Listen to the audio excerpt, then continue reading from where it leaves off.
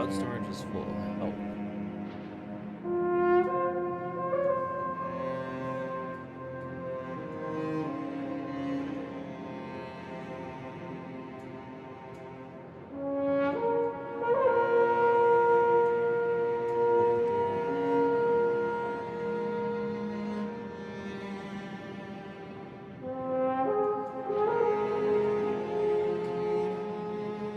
How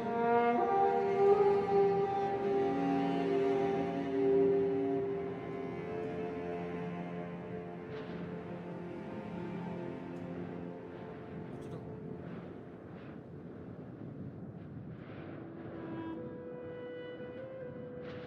Go over Teams file. Let's be on.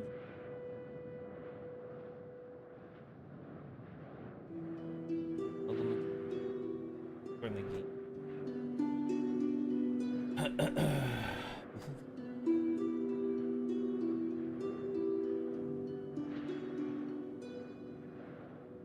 You think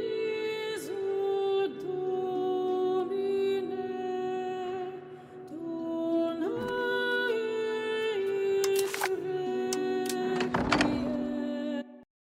I think we figure. I think we have a Steam problem now.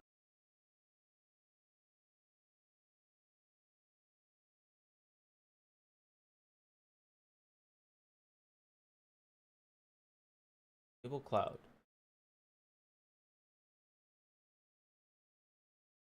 How can I manage cloud?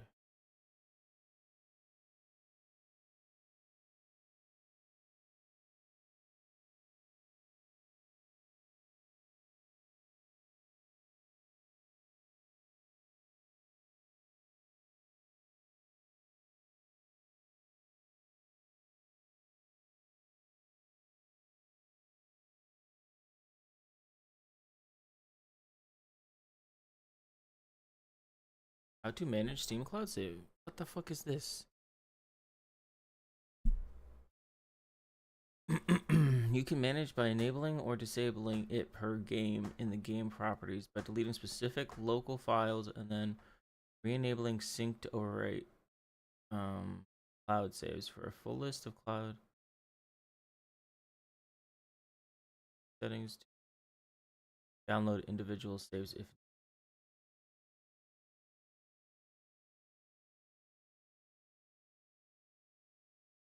download.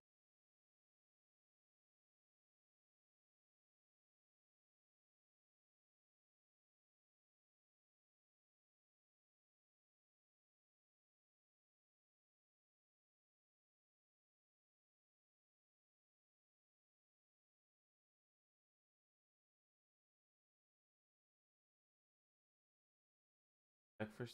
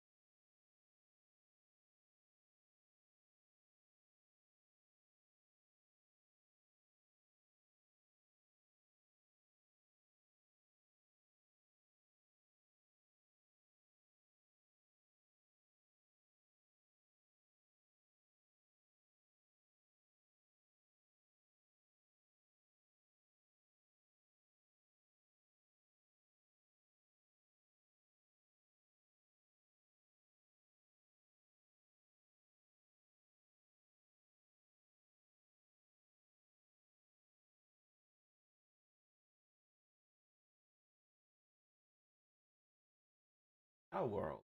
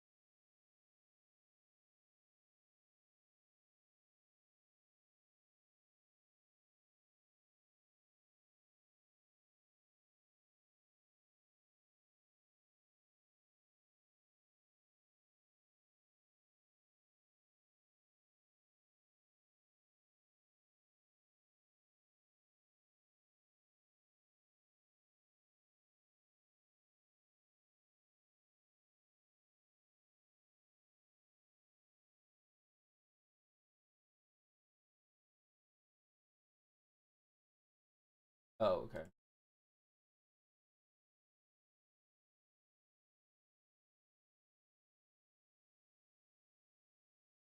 The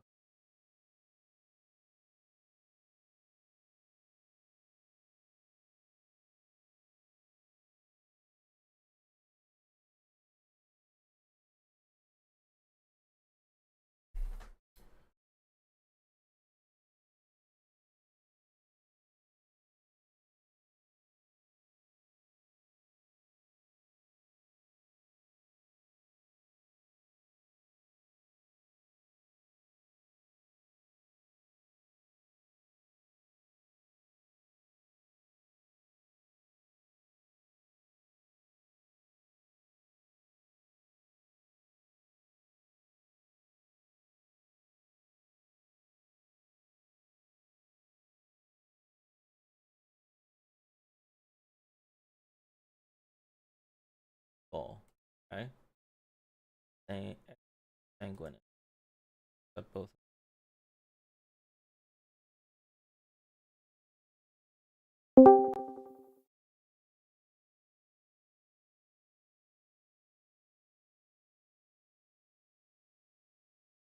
Well, well, well. What is up?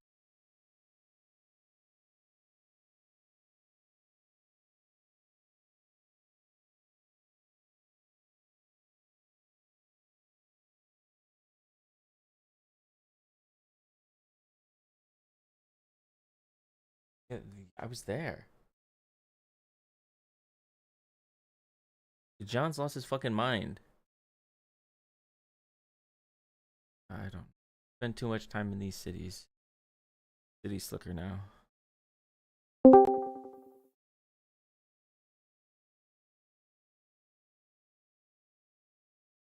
I don't know.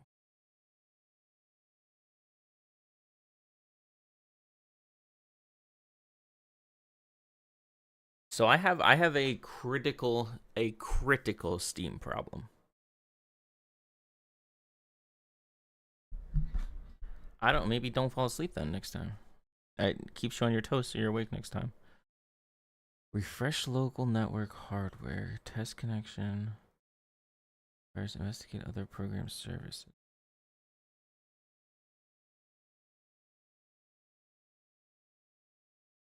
Clouds.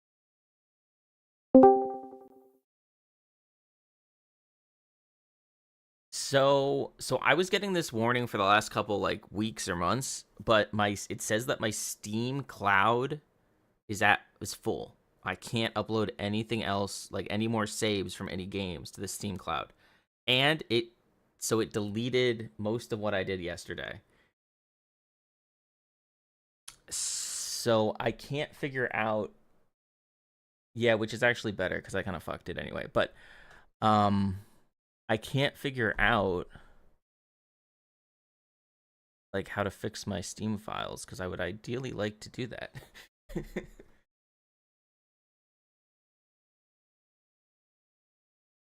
Yeah, I guess I really don't need to. That's fair. But it's very convenient. I mean, I don't use my laptop at all, but nice. I don't know. It's nice. Yeah, yeah, it is proven to not be. So the problem is now this whole save is ruined because I can't save it. I just can't save my progress because and when I made it, I enabled it to save to the cloud.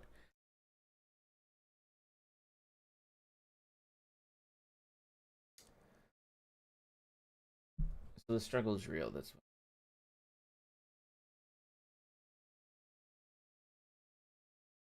I don't know. Bro's he lost his mind, man.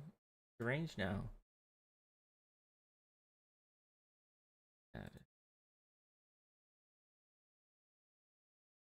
Bro, he's lost it.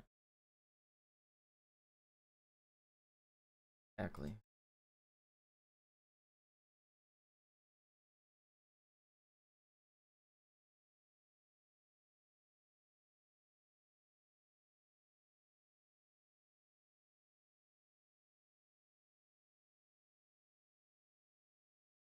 Okay, well, we're just gonna start over.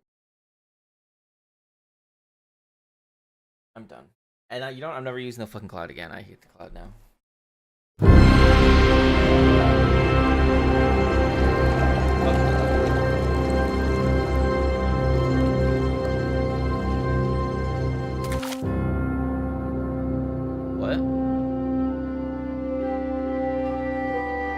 So that's the whole thing. There's no way to. It just started giving me. It started giving me errors. Like when I was trying to save, like I was trying to save. So when I was I would say like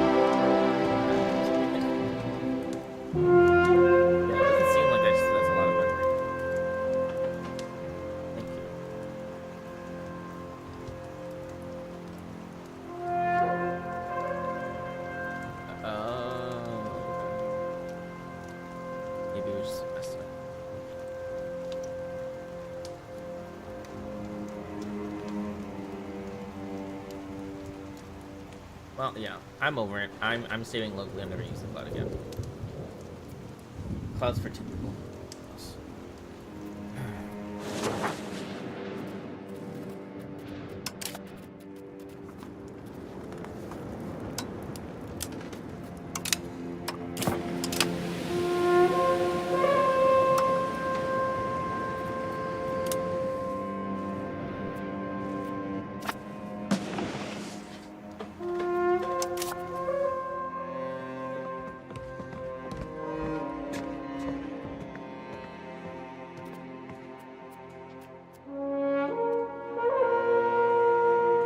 Yeah, the cinnamon. Yeah, that's what you. No, it's totally different. Totally different.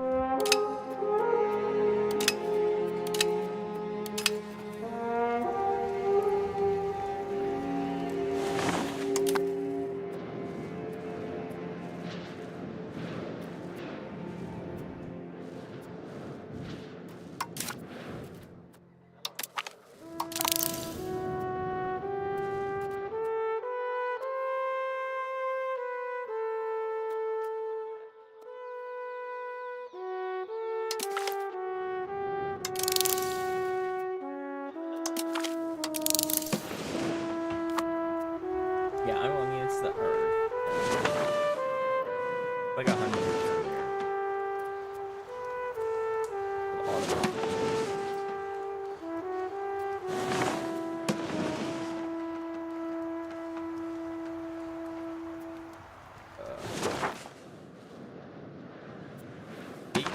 I don't have it discovered, and I couldn't even. I tried to figure that out yesterday. I couldn't figure out anything about that. So.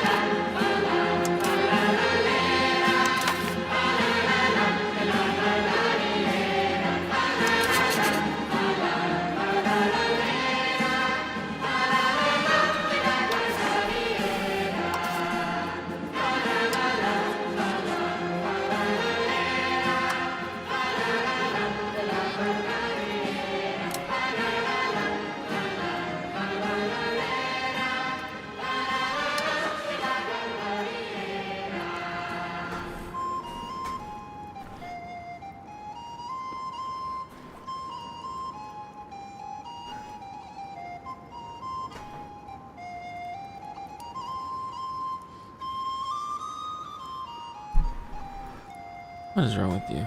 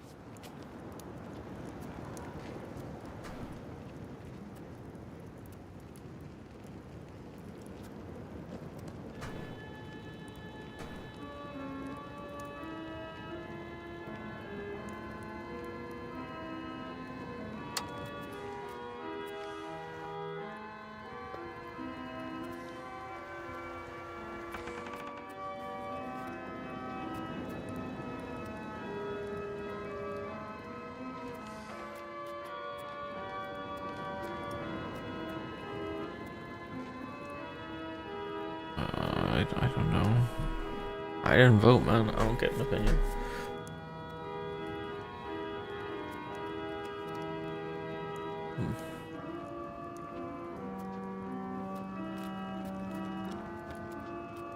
Oh no, that was cool.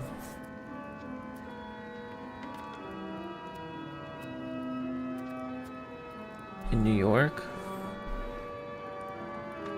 I don't know. I like the Mondami, but the Sliwa guy is pretty based. I like both of those guys. Not a fan of the pedophile, but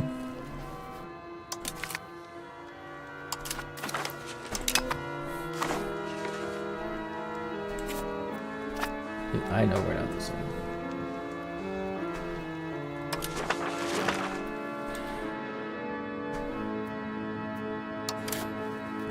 Is that the case?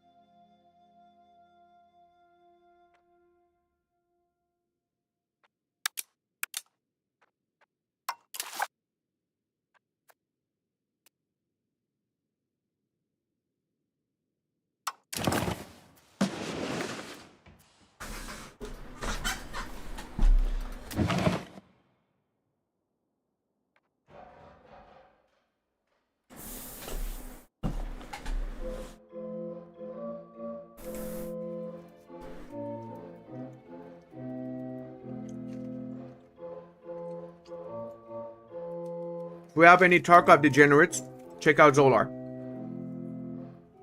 He's like one of the biggest fucking rats in the game. You're really gonna enjoy the gameplay. Motherfucker sits in a corner for 9 hours straight, doesn't move a single muscle. Then when he dies to some Chad strolling in, he's like, oh, that guy's cheating. How did he know? I didn't touch my keyboard for 8 hours. What the fuck, man?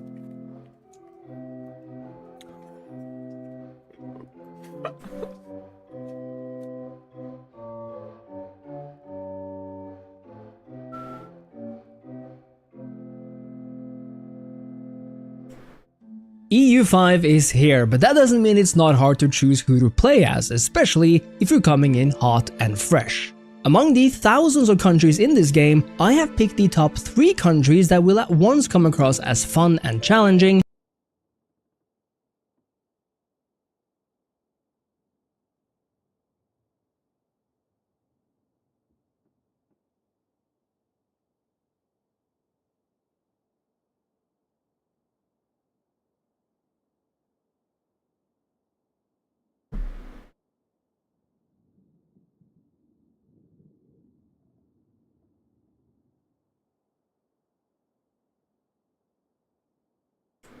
Upon booting Europa Universalis up for the first time, you might have questions like, what is an RGO? How does control work? How do I make money? Well, whether you have been following the dev diaries since day one or a complete beginner to strategy games in general, by the end of this video, you're going to have all the information you need to turn your country into an economic utopia. Or at least stop hyperinflation from happening. The economy and building systems in this game can be some of the most fun you can have in it, but it can be a little bit tricky. So to break things down even easier, in this video I've included timestamps at the bottom of the screen that breaks this category into individual topics. If you're confused by any of the other aspects of EU5, I'll have a playlist of tutorials pinned to the top of the comments, so go check it out. Now, let's figure out how to balance our books. To teach you about all things economy, we are going to be taking a look at England. This is where you can see the amount of money you'll make as well as the expenses that you incur. So we'll get to tax base and tax inefficiency and how they're calculated in a second. For now though, we can see that we have an income of 44.28 and expenditure of 26.84. The first thing here we have is minting. This is how much coinage that we're producing. If you know anything about 20th century Germany, you know whacking this up to maximum is going to give us a lot of money. I mean, literally 10x the amount we were making before almost, at the cost of inflation per month.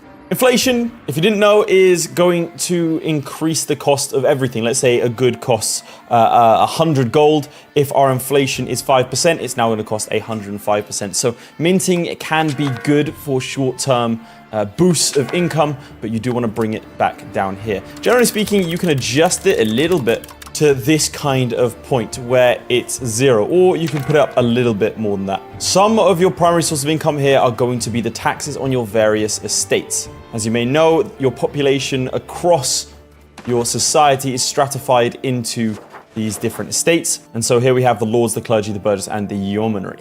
You can see that, for example, I can't increase tax beyond 29.75% over here. And for the clergy, I'm not allowed to tax them at all. If you hover over their names, then you can see exactly why that is. In this case, we are Catholics, then Catholics are not allowed to tax their clergy. Perhaps you want to switch to Protestantism, it might be a bit more lucrative for you. Whereas on the Lords side of things, there is the base value of 30%. We have our reform of English Parliament giving us a further 10%, and it's counterbalanced by the nobles' estate power. So the less power they have, the more we can tax them. In this case, for example, the yeomanry, we can tax them all the way up to 50%. So if you want to know exactly why there are maximum and minimum limits, you can see here. But as I do that, you'll start to see that that's going to annoy the estates.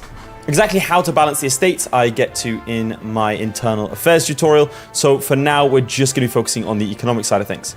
If I hover over here, you can see where their money is coming from and how you're going to tax them. You can also automate all of this. Well, to be fair, you can automate your entire balance, and then you won't be able to move any sliders, and the AI will do all that for you. If you were to do this, then the AI is going to select a tax amount that is just about going to keep them loyal, like around here. And it's not a terrible idea to keep them like that, and then if you need short bursts of cash, whack them up. Then you have your trade income. You will either be buying or selling food. which is either going to gain you money or lose you money, depending if you're on a surplus or a deficit. And then we have our diplomacy. So these are coming from our vassals. This is very, very important in terms of making use of land versus sort of just taking large swathes. It'll make sense when I get to it, but for example, Aquitaine is going to be giving us more money from them controlling the territory and giving us money than we would make controlling this territory ourselves, at least until a late game. And then we have other sources of income. So for example, in this case, we have a Christian holy site, which makes a little bit of money. On the cost side of things, we have our legitimacy and our stability. This is going to scale with our tax base, so we'll touch on that in a second. Otherwise, we have our sliders for our navy, army, and fort maintenance. Again, these can be automated, and in times of war, they will shoot up automatically.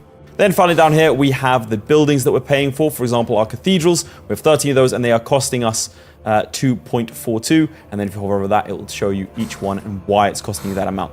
So with the nested tooltips, it's really useful to see. For example, we are spending 0.11 ducats on 0.05 units of glass. And you don't need to get into the numbers to understand that, well, if I dropped the price of glass by increasing the amount of glass that was being produced in my country, then that would be brought down.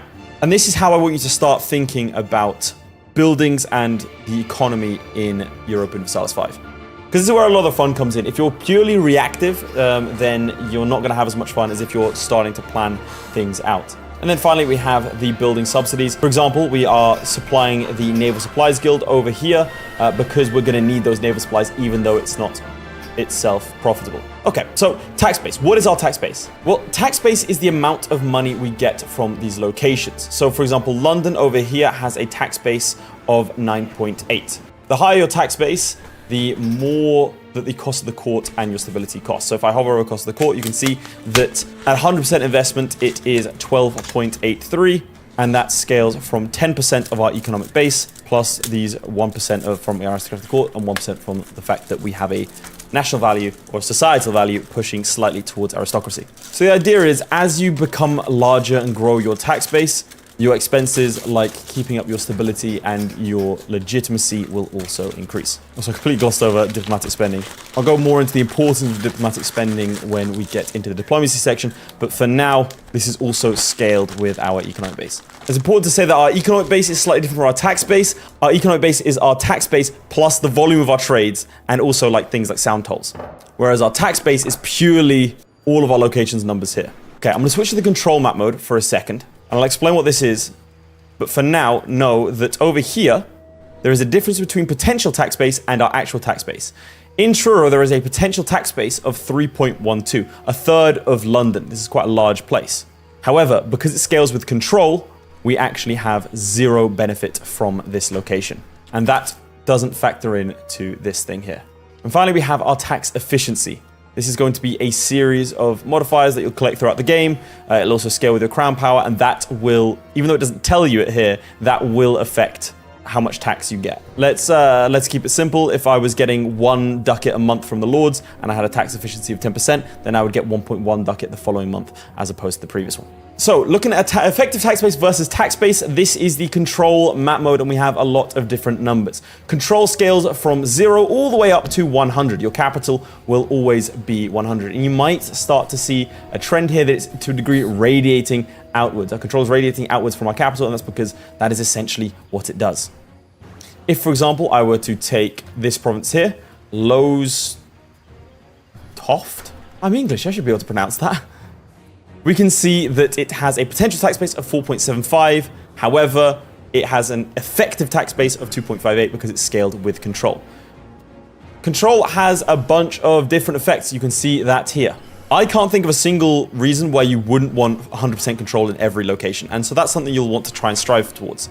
That is not going to be an achievable aim until much later in the game. I'm talking hundreds of years. But for now, know that the more control, the better. Because having 54% control means we get less of the economic benefit, and all of these things are scaled. We get fewer levies, we're able to have fewer people assimilate and convert to, in this case, Catholicism and the English culture.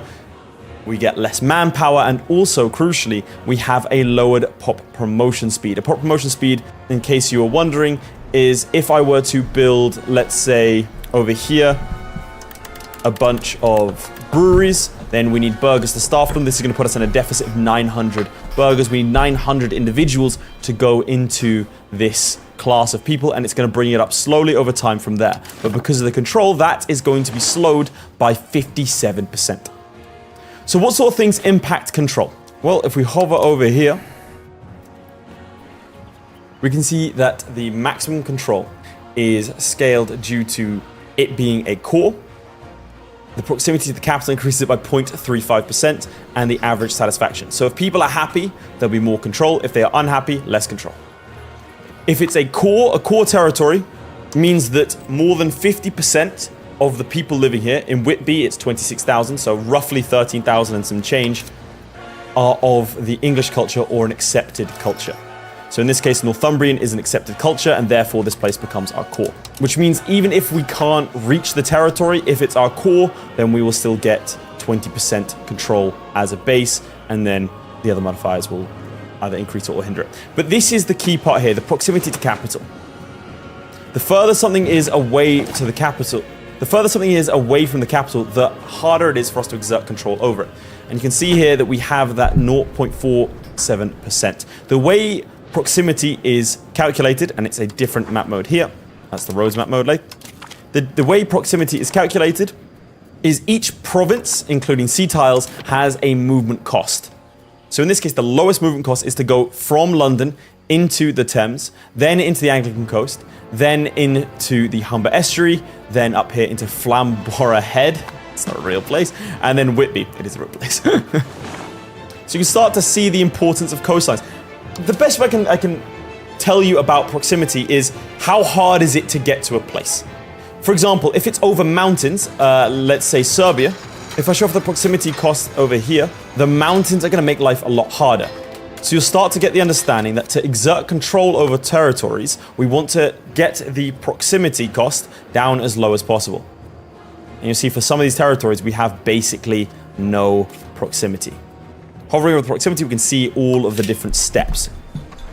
So London to Harrow costs 18 movement. And if you think 100 is the province itself, even Harrow itself is going to have minus 18.6%. So it's only got 81% proximity. And that's right next door to London. So you can start to understand how this sort of compounds. Hovering over why that is 18.64, we can find out that proximity cost through land is plus 40. There is a gravel road here, dropping it by a flat number of 20. The farmlands increase it by 5%, and then the development and the fact there's a bridge further reduce it, resulting in this score. So if I show you the roads map mode, we already have some roads being built up here. And that is going to make this proximity cost lower. But for the most part, the coastline was a lot easier to control. So over here, London, we can see, has a harbour capacity of 95%. It is very, very, very suitable. There's even a map mode, I think, for natural harbours. Yeah, there is.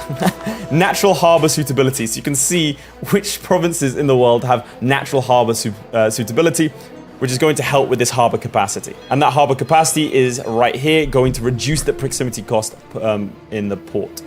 So looking at Newcastle, for example, which has a good harbour capacity, that reduces the proximity cost through port, and it's at minus 2% proximity, whereas the one next to it has minus 17%. Okay, so looking at projecting our control into the ocean here. If I want to increase my control over Yarmouth, for example, and reduce that proximity cost, what I need to be doing is having a maritime presence. If I select the sea tile, over here, there is a thing called maritime presence.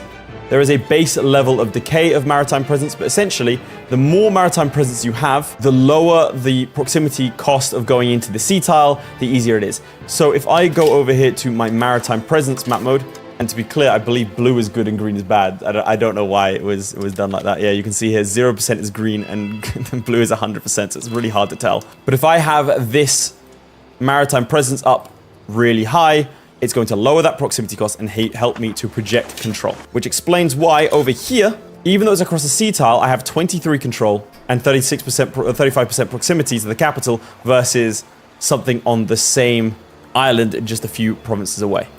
We are now going to compare that to the year 1807. We are almost 500 years into the future. Now, this was an observer game that I did just to see what the AI would do. So this isn't my game. I want to make that very clear. And you can see the control is a lot better.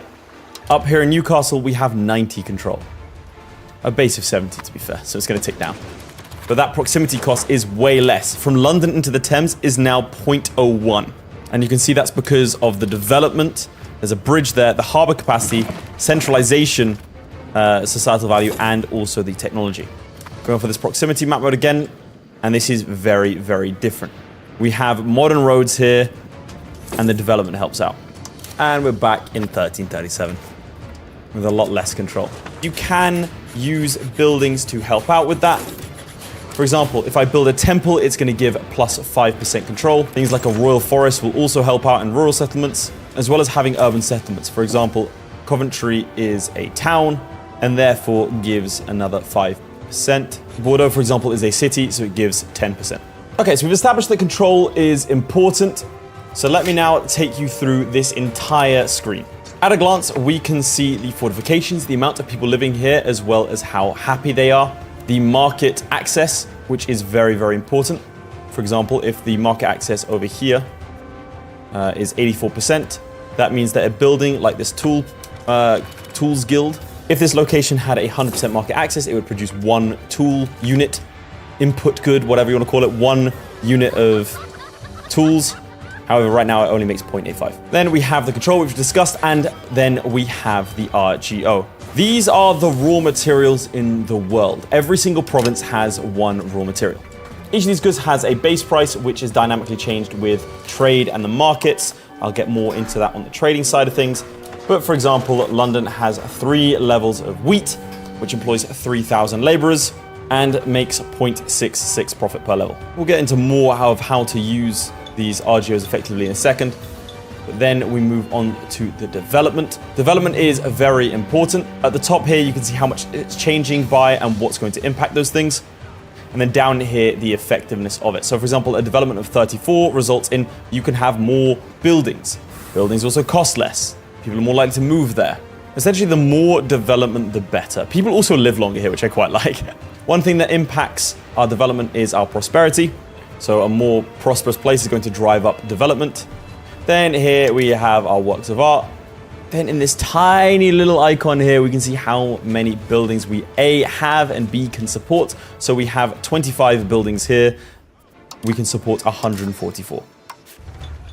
The number of institutions that we have here, the food productivity, as well as the amount of food. So we can see the food units produced and the food units consumed, which actually balances out quite nicely here. However, we can't have people starving, and so we will get that 0.09 food from the London market. More rural places, as you can see here, will produce more food, whereas urban places generally tend to consume food because you have fewer people in subsistence farming. And individuals are like the burghers, for example, they're busy making things like tools, and so they aren't going to be producing food, they'll only consume it. Also, different pops consume different food. For example, 1,000 nobles need 20 food, whereas each 1,000 peasants only needs 1 food. So as you get more and more burghers, for example, you need to have more food available to them from different locations. That's determined on a market level. And so over here in London, we can see that we have a monthly balance of plus 2,000 food. If that goes below, people are going to start starving, and you'll have to start importing food. So going back to our balance, you can see that we actually end up selling food. Whereas, let's say, a nation like Holland, which is smaller and much more urbanized, is going to be buying food. So if an urban settlement is going to cost me food, and I'm going to have to buy it, why would I ever want to have an urban environment? And that's because you're going to make a lot of money here. For example, this wheat RGO per level makes 0.66 profit.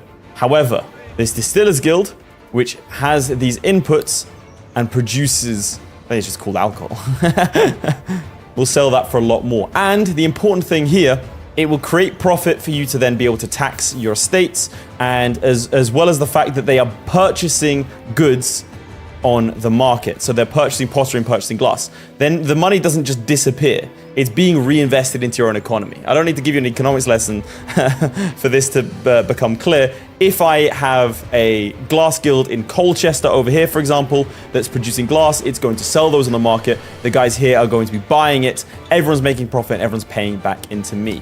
That is going to increase our tax base, because tax base isn't just the amount of people. It's calculated by the combined profit of your RGOs and buildings in a location. So let's take a look at these buildings more closely. If you select up here, production, you can click on this buildings tab, and then you can see a bunch of buildings that you can produce. Hovering over each one will tell you exactly what the inputs are in terms of production method. We'll get to that in a second, as well as what each of these things do.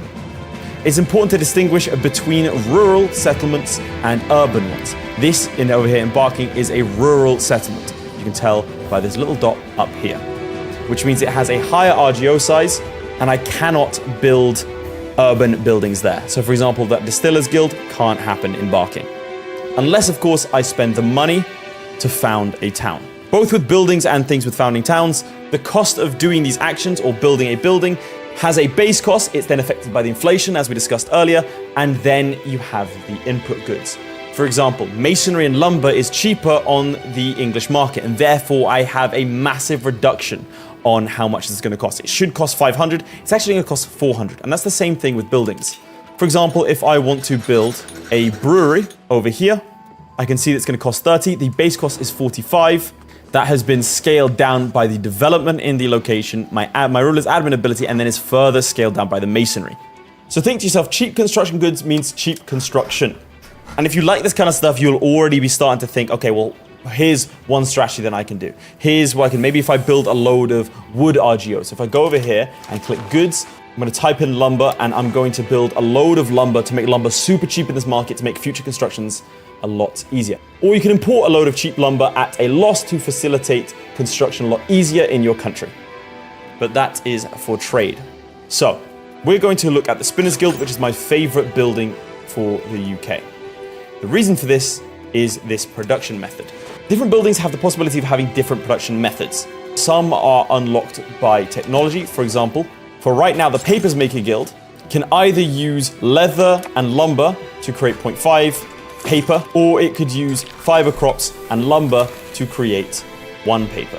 This one over here, rag paper, which would use cloth and lumber, will be unlocked with technology. By default, the game selects the most profitable production method for you because of this.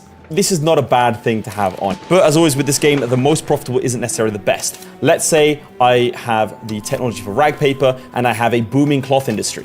Well, then I want to switch over my paper making guild to rag paper. Even though it makes paper more expensive to produce, it facilitates a demand for my cloth, which employs more people, more tax, yada yada.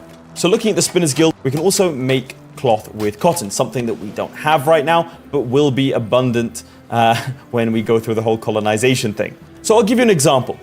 If I were to colonize and get a load of cotton, I could flood the markets of Europe with very, very cheap cloth because cotton is better than wool for producing cloth. I like to do this even earlier because the reason that I like Spinners Guild so much as England is because of wool.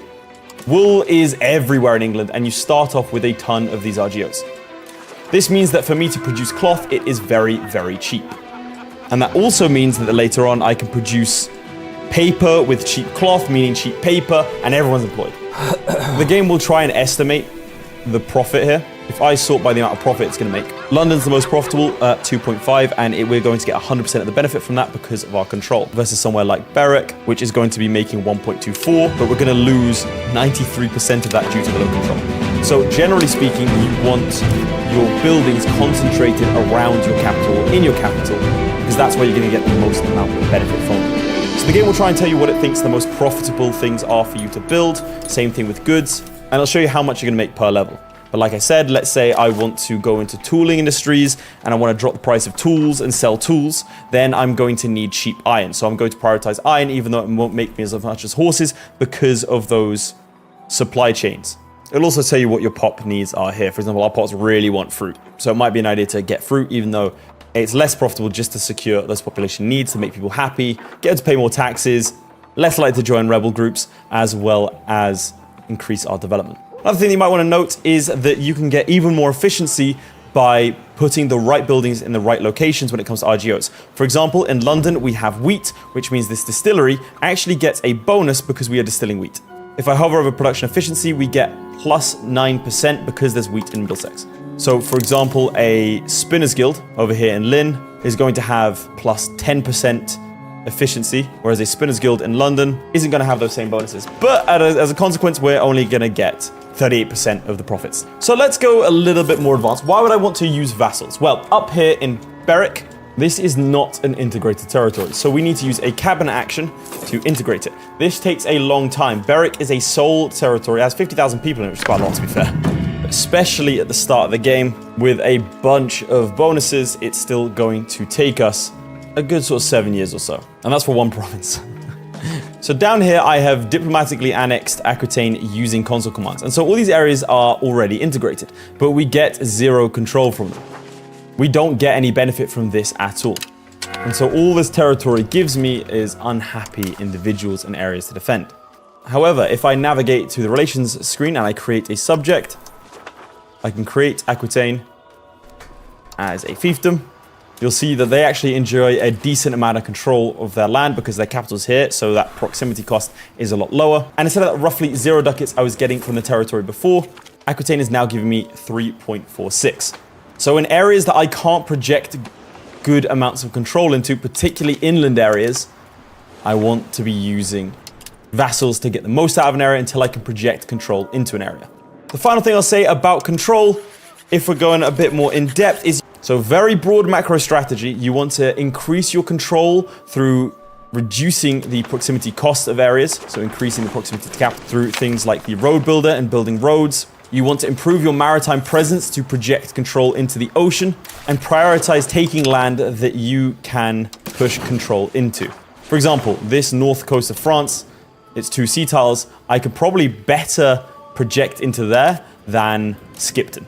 For areas further afield, using vassals is paramount. If you do want to boost the productivity of your buildings, then lowering the price of the input goods will give you a lot more profit. And as always, make sure to get as much crown power as possible to benefit from that as much as possible. The other thing you need to look out for in terms of control are things like stannery courts. This is an example of a building that an estate will build that will lower your maximum control, because the estates will also be building this entire time. Sometimes they'll be building things that will help you, and sometimes they might build things that are going to hinder your control. Hopefully that has given you an understanding of the economy of your nation and how to get going in building in Europa Universalis 5. If you want to figure out how to further develop your economic skills, then make sure to check out the trade tutorial as well. There'll be a link in the comments down to...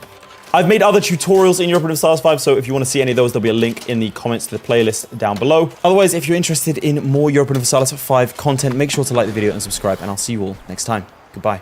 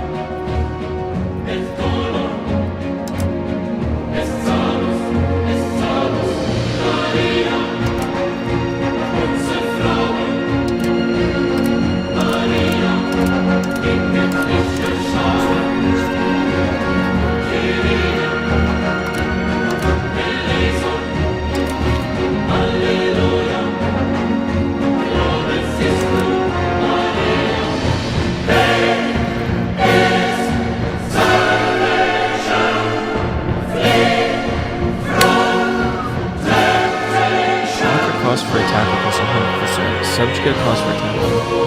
Conquer cost for defender. Cost for defender.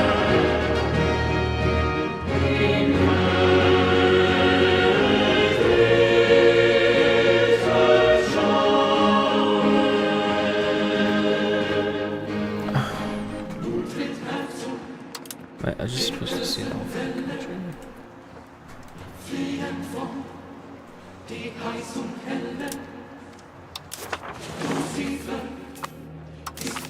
Or what? Okay.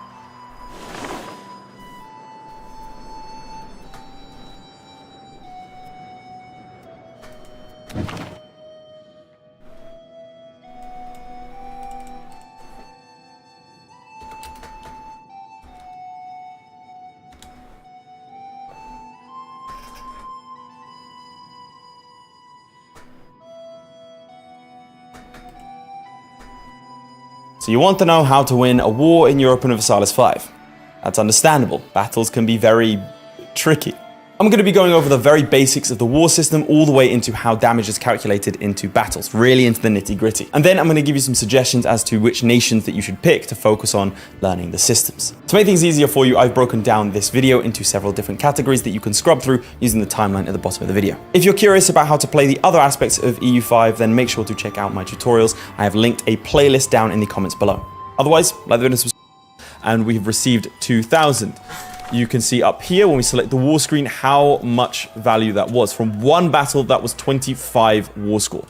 Now, this will actually give us a ticking war score because the war goal for the no Casus Belli, is show superiority, which means winning enough battles. So we're going to get this ticking war score. You get ticking war score up to 25. So if I were to sit back and not engage Portugal, Portugal to not engage me, then we would get a total war score of 50%. So that's your basic battles there. Now, a couple of things to note is, bear in mind that scaling of 1,000. At the start of the game, our regular troop units have 100 men, which means that even though they're professionals, they will be scaled down to just 10% of the damage. So at the start of the game, levies are king, and this is something that will continue on into the early mid game because they have a base.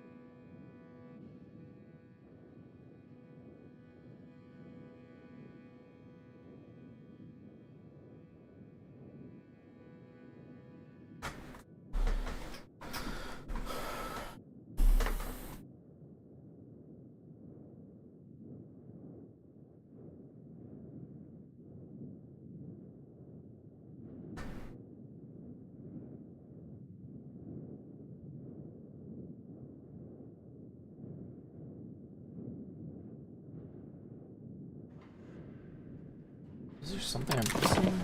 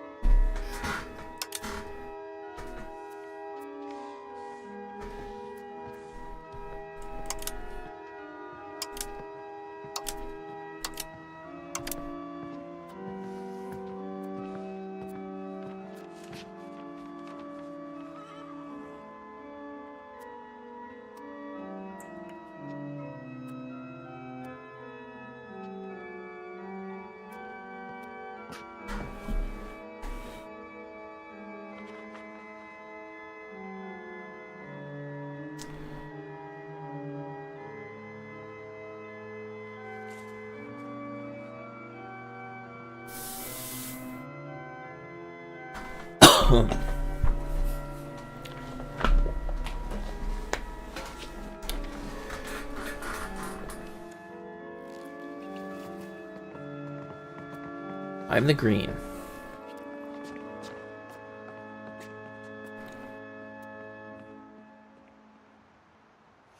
Well, that's because so I'm supposed to be claiming their throne, but it's not. Doesn't seem to be letting me. It only is letting me conquer their territory. So normally Portugal has this stuff, but I'm taking it or something.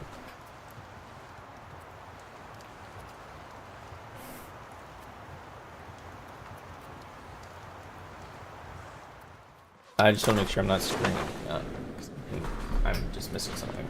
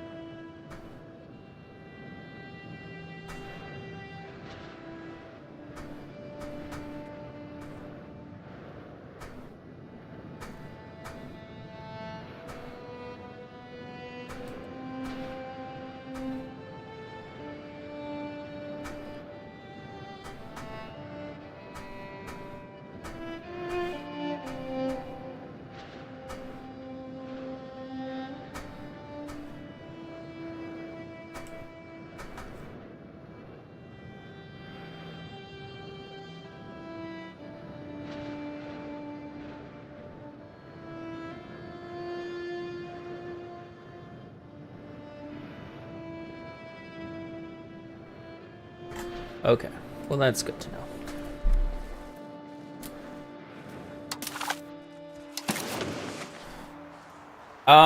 2. Okay, 1. I only failed 1. The Steam fucked the other one, so there's nothing I can do.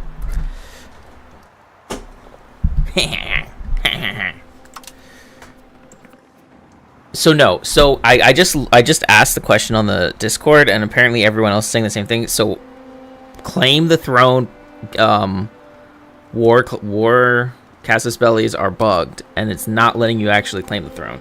So that's a known issue, and they're working on it. Which makes me feel better because at least I'm not fucking something up.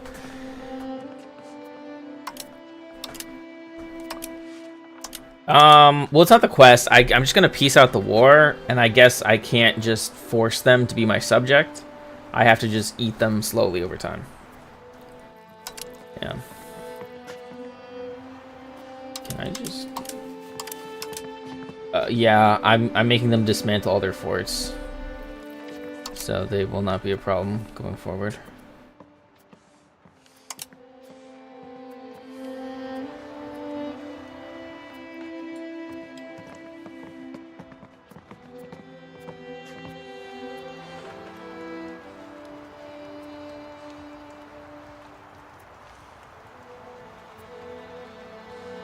Yeah, they're getting kind of eaten up. A little bit.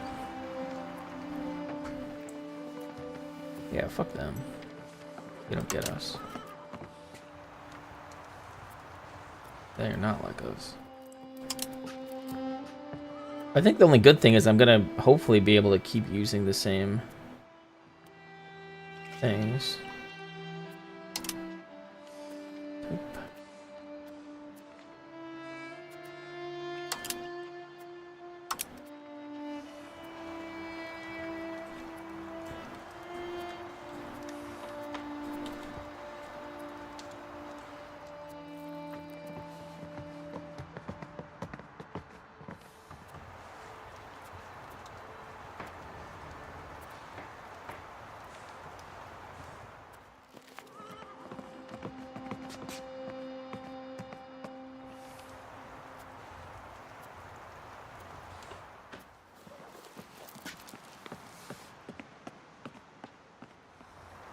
Oh, okay, I see.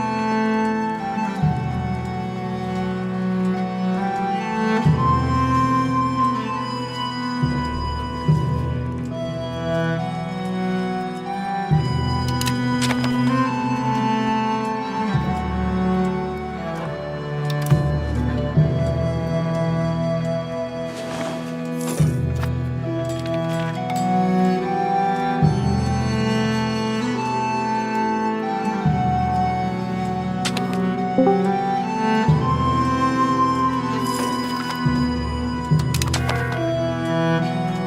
straight.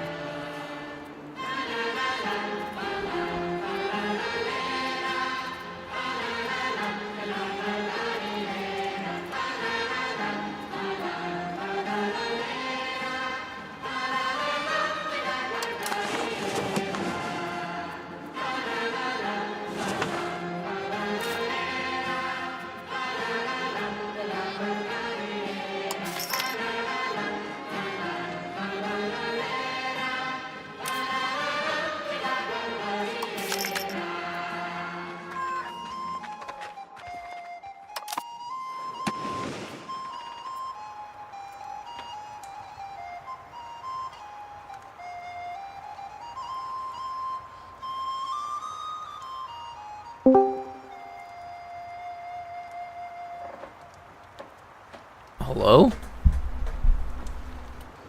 What up?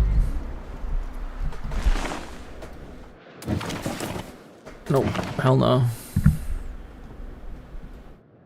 Yeah, I'm trying to conquer Europe.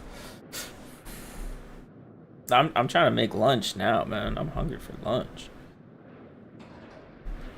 Yeah. Hell no. I'm going to make.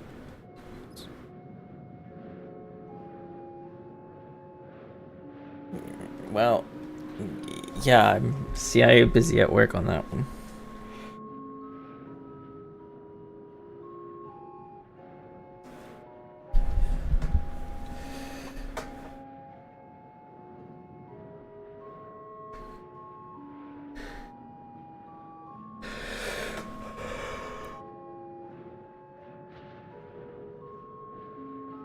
Like 3 or 4 years?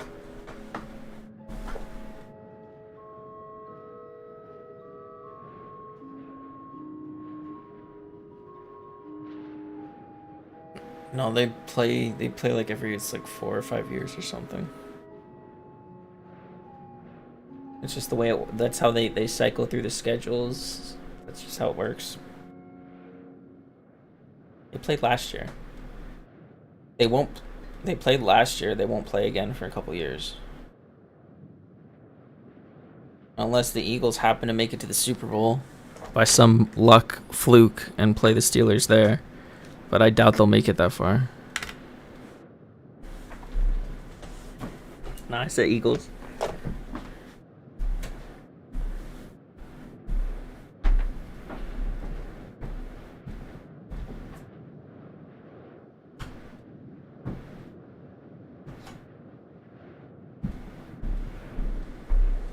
Bro, they demolished the Colts. The Colts had no chance. They demolished.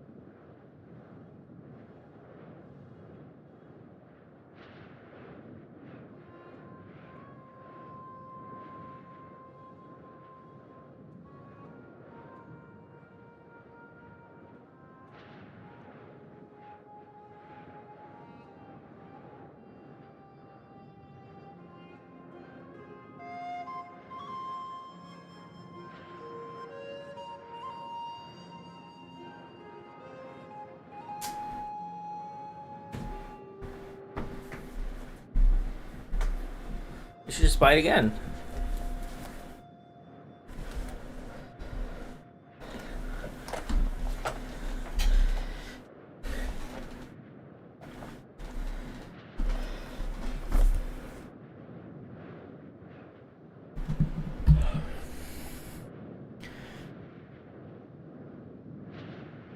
Then why wouldn't you do it?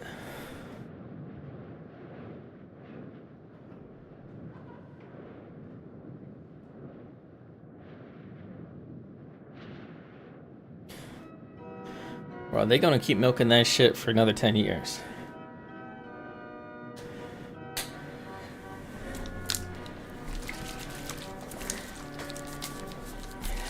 You literally say that every, like, 6 months.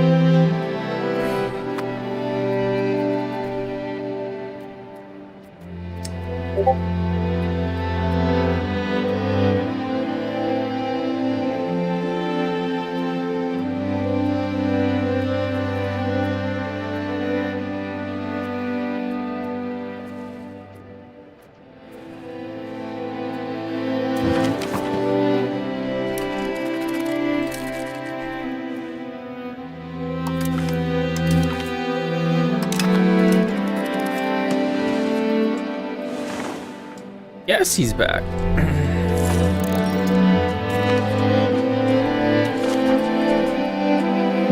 An economic system? Okay, just want to get up.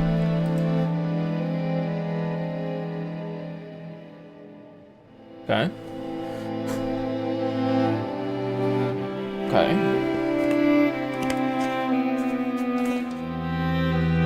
Okay.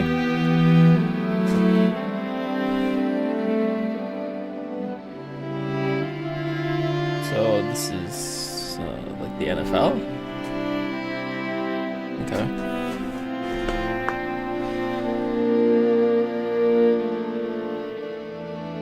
Yeah, there you go.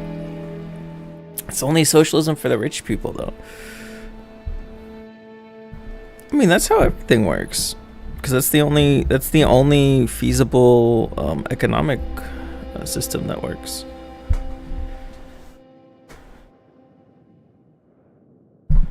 Yeah. Humanity's doomed.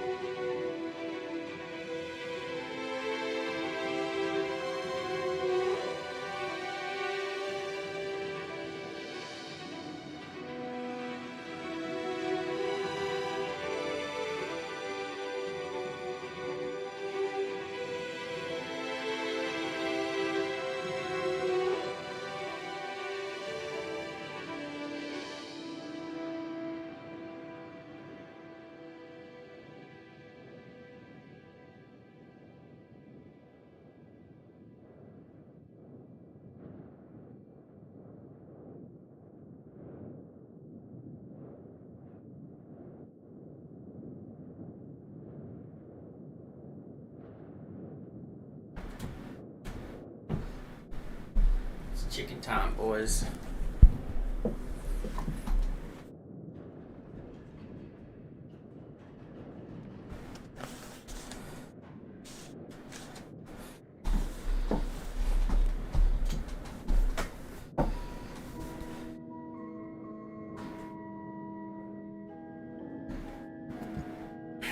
It was one horse.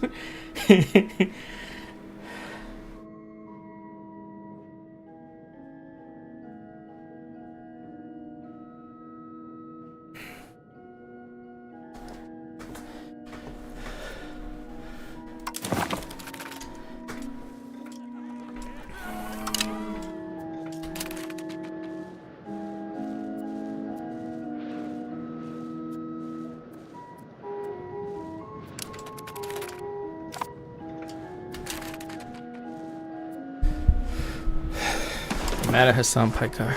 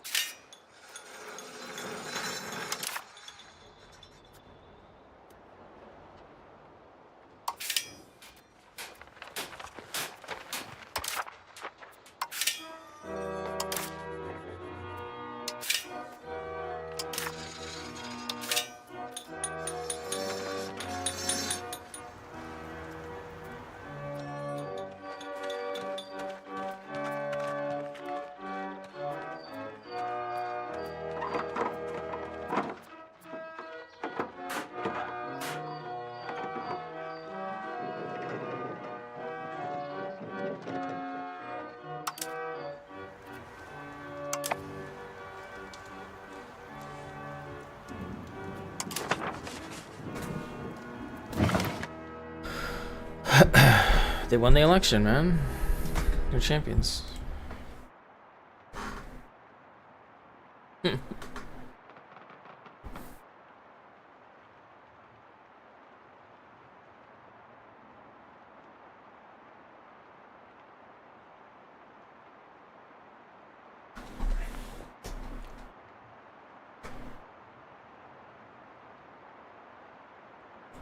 Sand is really cheap for glass. Number one critic. Number one critic.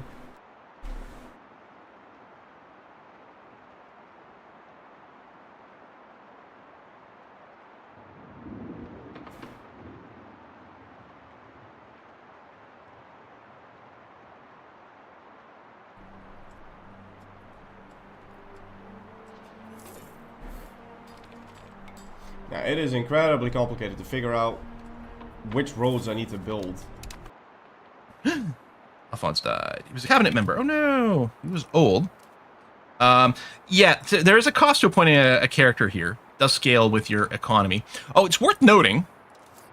This was something else. So most of these things in your country scale with the economic base. Economic base Originally is you said real. all of your money kind of slapped together. It's not just your tax base. You can see the economic base of Strasbourg is currently $254. Our tax base is only 86, but of course we're making trade income and various things like that. So that does factor in. So yeah, so these things do add up. So for developing, which I think we still mostly want people, Bernie over here is going to be great. He's only 33. He's going to be around forever. He's got good admin. He's also got good military, and there are quite a few military-based things that we do with our cabinet. So let's go ahead and do that. I don't think we're going to change what they're up to right now.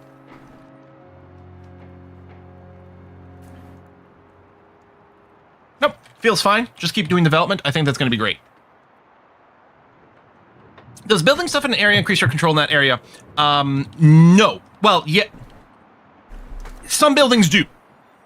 So if we look up over here, control, there's a few different categories. Zone of control doesn't matter for this particular thing. That's a different thing. So there are some buildings that increase max control and monthly control. Maximum control is probably the thing that's more important. I mean, the monthly control to get you up to your max is great, but the big question is how do you increase your max? And currently, this stage in the game, I have access to one building that could do it. A temple. You can see a temple increases the max control by 5%. It can't be built in rural locations, though, just towns or cities. And currently, I have built, I have one in all three of my urban locations. It depends. Officially, yeah. So buildings in and of themselves don't increase controls, but there is that. There's also buildings that change proximity cost, which is very valuable. So we don't have that one. There is, for a proximity source, the bailiff. You can build this. This can only be built in rural locations. And what it does is it does increase the noble power a lot, but it counts as some local proximity over there. Now, I think this doesn't stack. I believe what happens with a location, so let's say I look at Bruscal over here, and we're, oh, I was on the wrong tab. And we're looking at the proximity, right?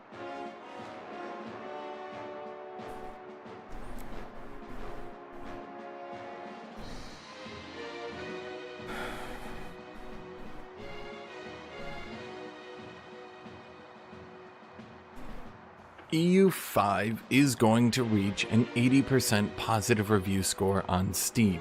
That's my opinion, and that's what this video is going to be about. Now, this video will not be a total review of EU5. I don't have the patience, nor do I have the editing skill to do a total review. My opinion of the game is that it is extremely ambitious and really, really good. There's not been many games that I've sunk hundreds and hundreds of hours into just at the drop of a hat right when the game came out, and this is one of the few that I did actually do that. Those of you who watch me a lot know I am a very picky person. I don't like games that much. I kind of play on vibes, and if I like something, I continue to play it, and if I don't like something, then I just don't continue to play it. EU5 is a game that, as I just mentioned, I play a lot, and I think this is a good game. However, there are several content creators who have raised very many legitimate concerns over the game and think that it is not a good game, that in fact it will crash and burn. I don't think that that's true. I think that the complaints they're raising are extremely insignificant in the grand scheme of things. Frankly, will not actually be the opinion of the average player who plays the game, and that the average player who plays the game not only won't really care that much about them, but will continue to play and enjoy the game regardless of them. Now, as of right now, we can see that EU5 has, we can see that EU5 currently has a 76% review score. So if I'm right and it raises to 80%, then that's great. If I'm wrong and it doesn't raise to 80%, then that's also great. Either way, we generate content. This is going to be done mostly in a podcast style of way. As I did my last video, I wrote a giant post and I edited it a lot more, so hopefully it's a bit easier for you guys to A, read along with, and B, listen, as I actually have a good post to read all the way through. Now, that does mean that you can put me on your second monitor, you can listen along, just use this as a podcast. You can watch if you want, but as I like to joke, it's not going to be very visually stimulating. So do make sure to like, do make sure to subscribe, do make sure to leave a comment down below. As I did mention in my last video, and I'm going to mention again, this is a free post. This is not, you don't have to subscribe to read this. I'll put this down in the comments. It's totally free. You don't think I'm trying to like get you to subscribe or anything like that. It's just good for me to put these giant posts up, and I like it when people read what I write, because otherwise why would I write it? Make sure to like, make sure to subscribe, and make sure to leave a comment down below on any of your thoughts. Now, this post isn't going to be my personal opinion on games, but rather it's going to be my opinion on how the average gamer sees games. Meaning, for example, I don't actually think that bad AI is acceptable, but rather, as I'll go into, that the average gamer tends to not even notice it. So bear in mind that I'm not defending or condoning anything I say here, I'm merely stating what the average gamer will think. The two major complaints that content creators have levied at the game are: the first complaint is the lack of polish, general bugginess, and the jank in the game, and the second complaint is the weak AI. All of these things I'm including in one complaint, and the second one is just the weak AI.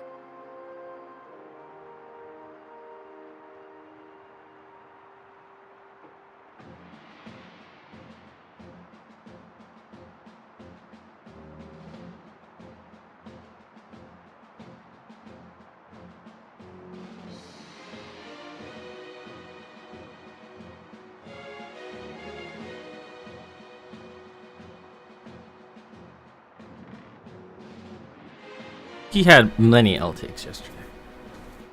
It was I turned him down. I turned him down to like 20% because I didn't even want to listen to that shit. He got the Jared treatment. Yes, all the time.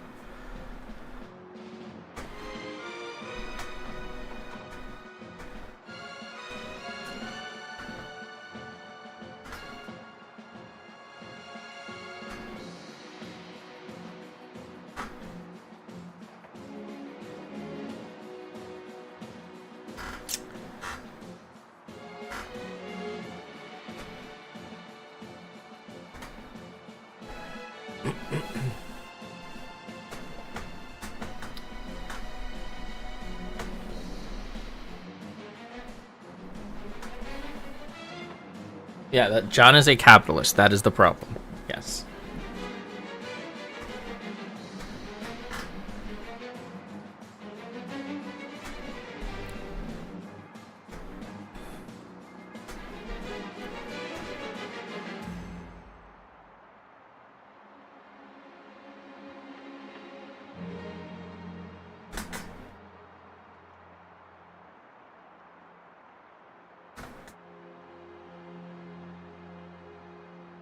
I mean, a large majority of them are funded by the public, are funded by taxpayer dollars.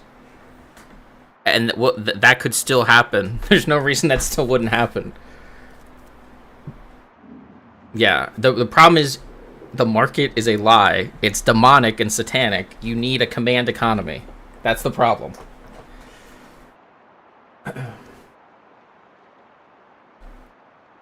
they shouldn't make money. Because profits are just stolen wealth. That should be better allocated in a different way. That's the whole problem.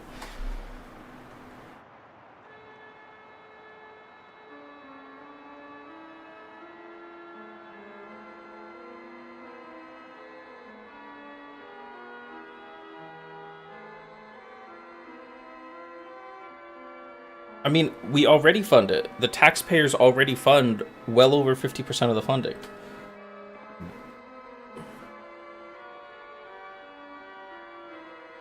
That's how it is now. They get public grants. They get that's what pays for all of the funding. So you literally nothing would change. The only difference is the profits wouldn't go to the corporation and the pedophiles. The profits would be, and maybe, sure, some of the pedophiles we can give a little extra money to. But the whole problem is how you allocate the resources. That's a whole resource allocation problem from top to bottom. That's the entire problem in every industry. Medicine, everything. That's the problem with everything.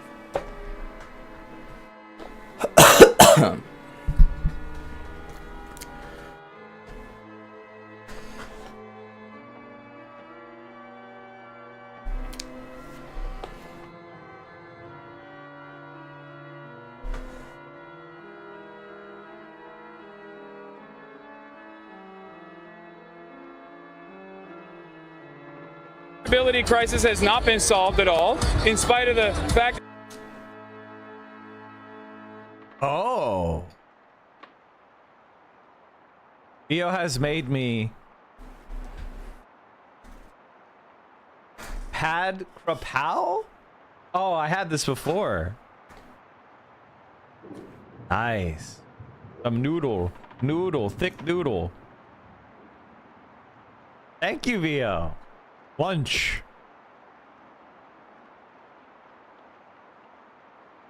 That Donald Trump ran on solving the affordability crisis and seemingly has done nothing. As a matter of fact, has made things worse with the tariff strategies that are indecipherable.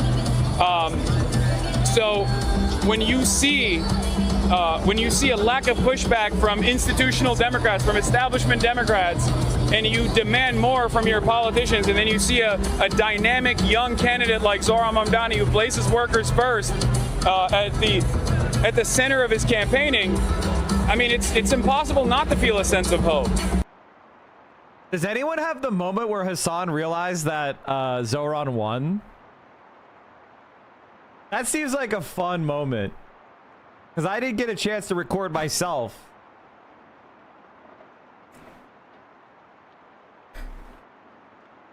But it's always fun to see other people.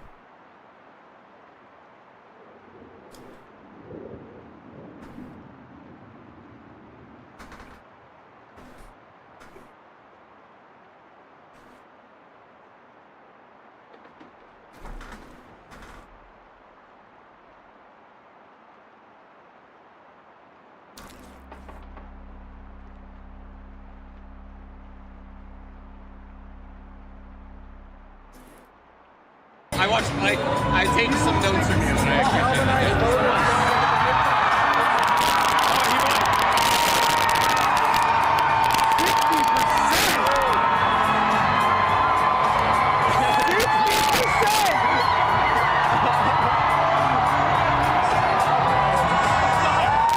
That's all media, by the way. There's some campaigners, but it's mostly media that's fucking celebrating. I watched Wait, what was he saying? Opposing Israeli genocide. Yeah, I mean, obviously, fuck Israel every day. It's fuck Israel o'clock, and you don't get punished for saying fuck Israel anymore. That's all I'm saying. Look, I was number 2. I lost to Candace Owens, who is kind of whatever when it comes to Jewish people. But like, I'm not anti-Semitic, and yet Jonathan Greenblatt, that bald fuck, spent every fucking waking moment yelling about me instead of— I love Mike. This is my favorite moment of the entire night. Let's see what this looks like.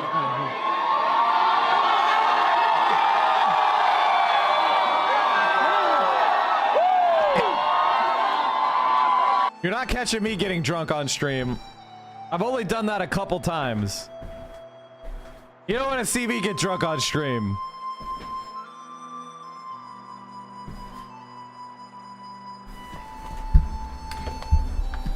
All right, those are some pretty good moments. Negative 20K.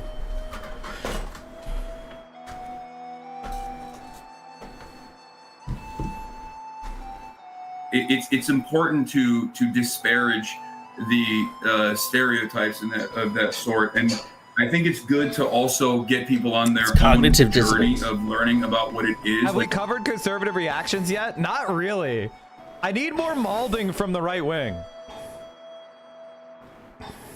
What the problems of capitalism are, and what socialism is as well, because not everyone is taking sociology courses, but if anyone has taken a sociology course in college, Karl Marx is a pretty important part of the entire field, and it's because his analysis over capitalism and all of the inherent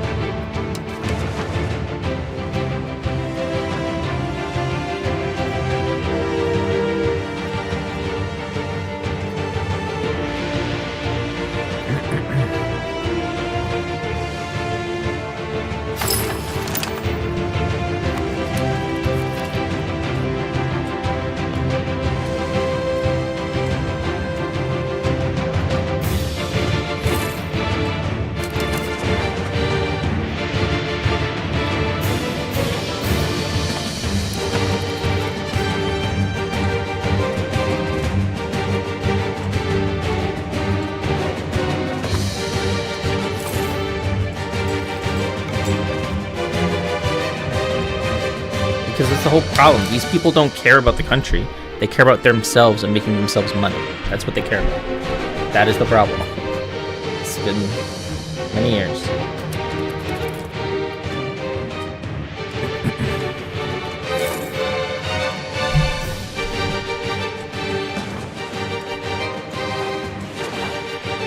I don't like him either.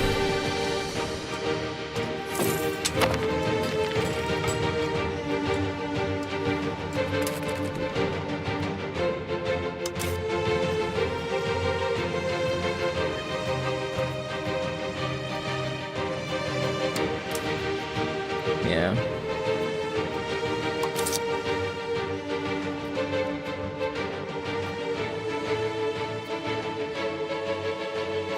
What the fuck's happening? Oh.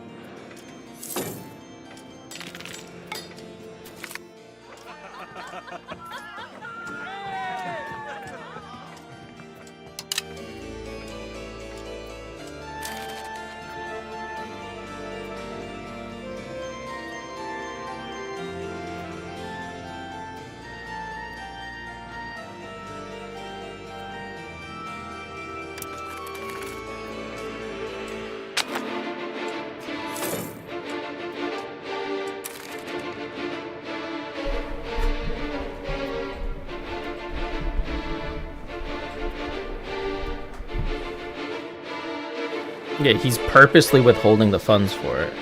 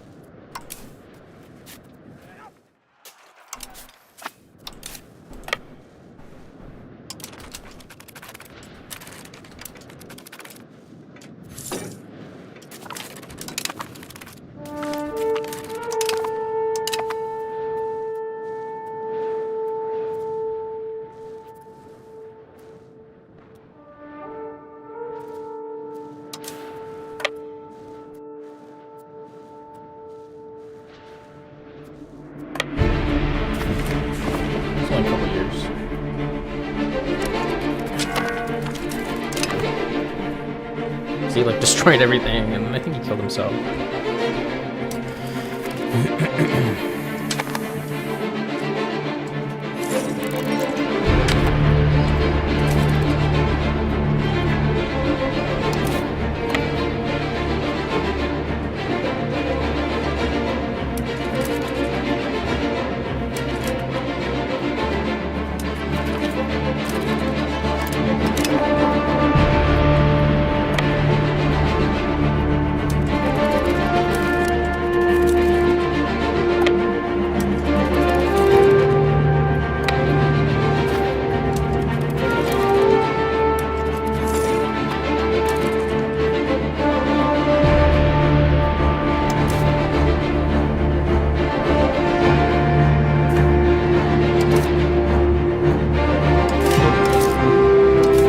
Yeah, my mom's going to Disney soon. I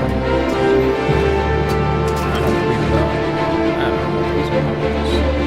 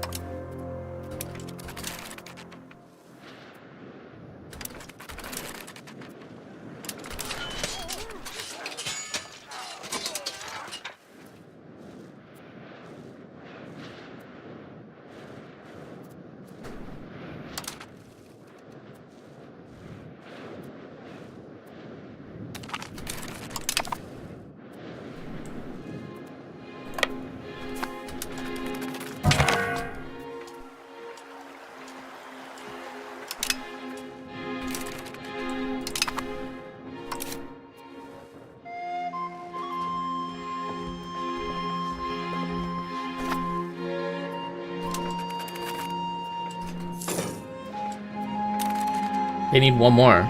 Yeah. That's why they're not signing her in. They won't make her an official congressperson.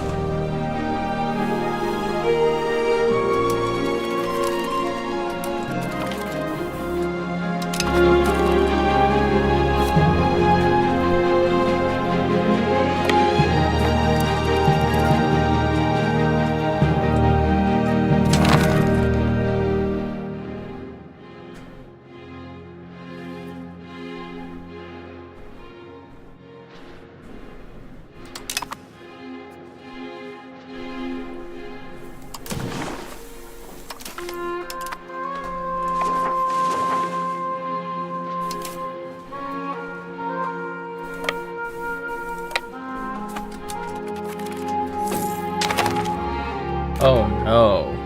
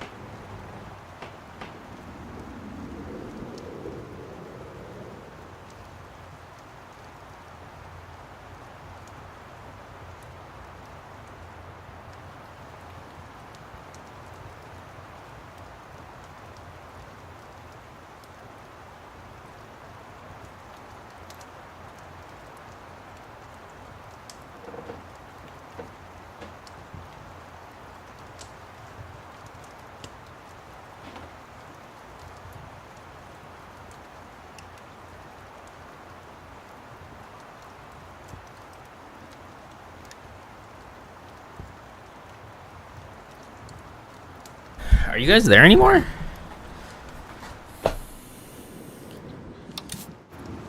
Oh.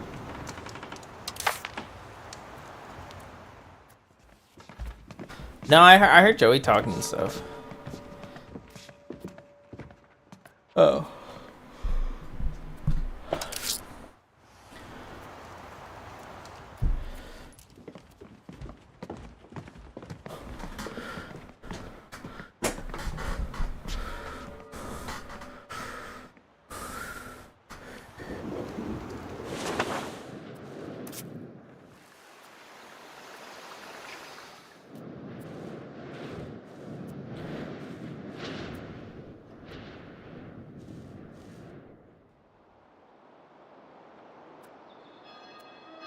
Who's that?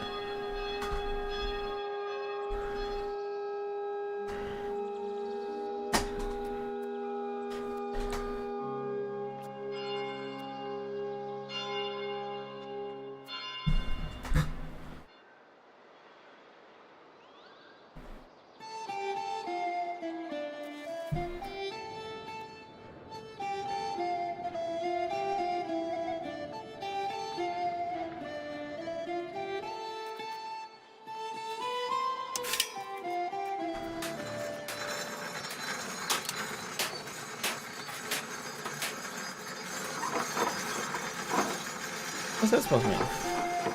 Does it look like I need help?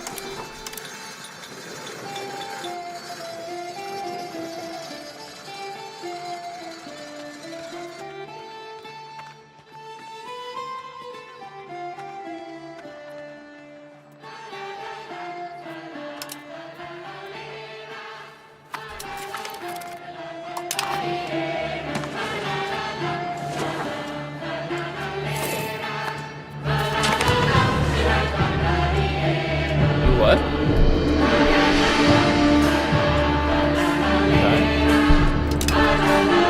Yeah, maybe, yeah, take the hint, bro. How do you know that? If they didn't invite you, do you think they would say?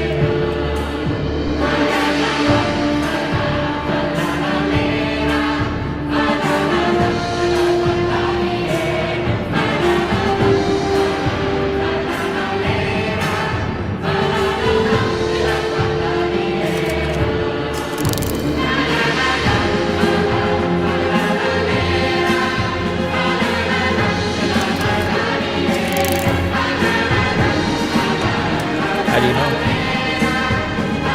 How do you know?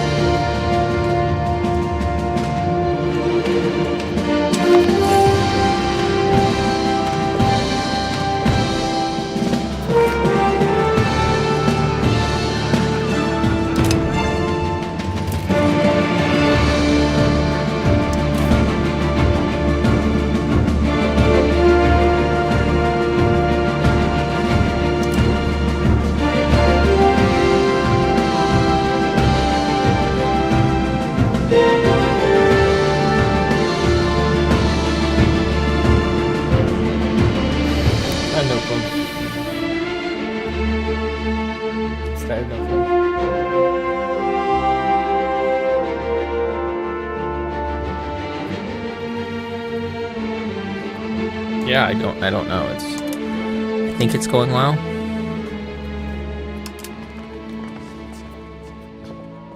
Guess he's playing. You guys, what's wrong with you guys?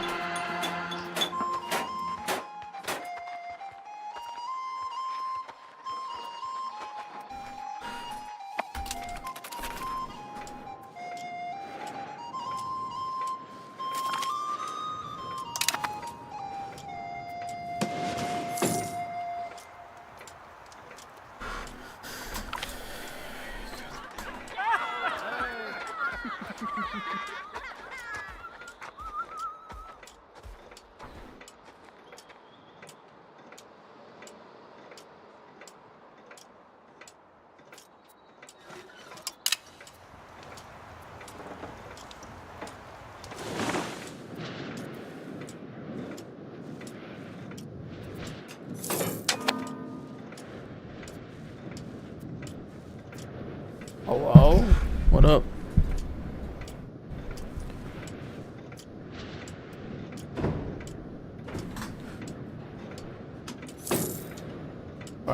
I don't sleep anymore, man. I'm not a sleeper.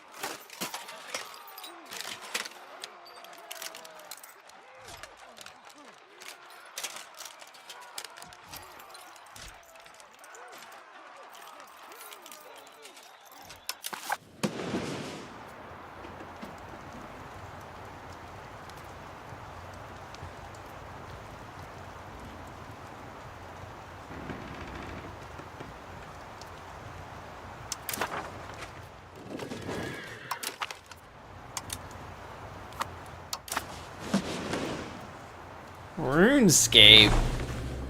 We're talking about RuneScape?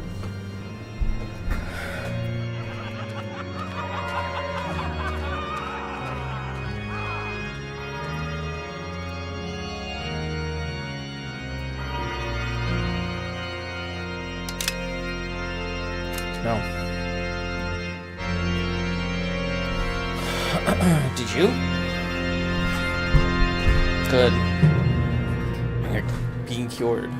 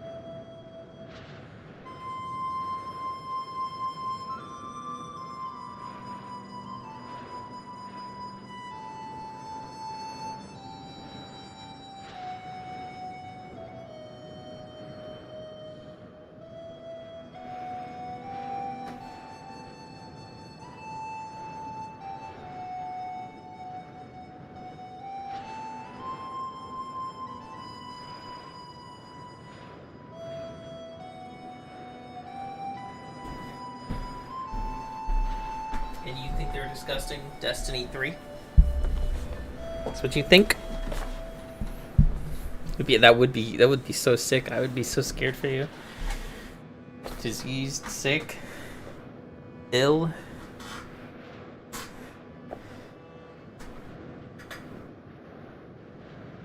No. I'll wait till it's free. How about that?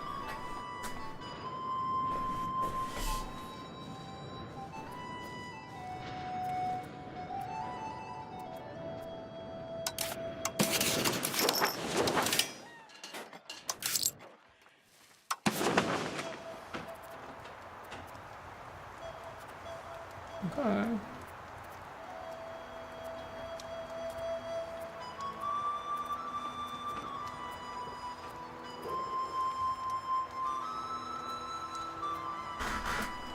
Are you sure about that?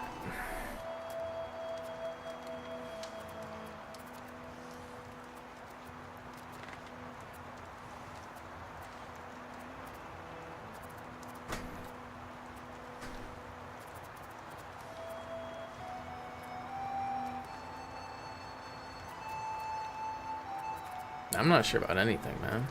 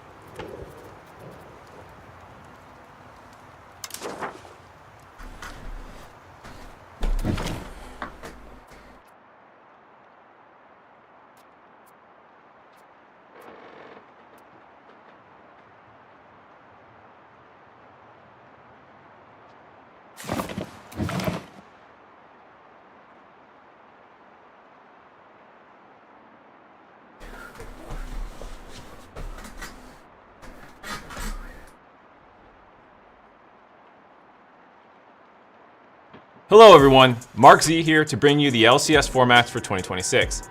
Last year, we heard resounding support for the LTA formats, so I'm happy to announce that we'll be running them back again next year. See you there. Just kidding, you know the saying, if it is broke, go fix it. With the removal of shared paths to international competitions, the LCS will refocus the formats on regional competition with a return to simpler, traditional formats that will result in more days and no best of ones all year. Split 1 will herald the return of the LCS Lock-In Tournament, starting on January 24th, this time with a modern, fearless twist. The event kicks off with a 3-week, all best-of-3 Swiss stage that will seed into our classic top 6 double elimination best-of-5 bracket. The 3-0 team will get to choose their opponent from the 2-1 teams for the upper bracket. The 0-3 team, they're out. Among the 1 and 2 teams, the one with the best game record will auto-advance as the 5th seed in the lower bracket. The remaining 2 will face off in a last chance tiebreaker to claim the 6th seed. The winner of the LCS Lock-In Tournament will advance to represent the LCS at first stand. This will make Split 1 have over 50% more games than in 2025. Split 2 and Split 3 will return closer to the traditional LCS formats. We'll also be calling them Spring and Summer again moving forward. Both Spring and Summer will run a round-robin best-of-3 regular season, followed by a top 6 playoff bracket. Spring's playoffs will mirror the lock-in format, but this time the top 2 teams will advance to represent the LCS at MSI. For Summer Split, we're bringing back our 2024 format, which featured an extensive losers bracket gauntlet that makes sure we're sending our best 3 teams to Worlds. Hey!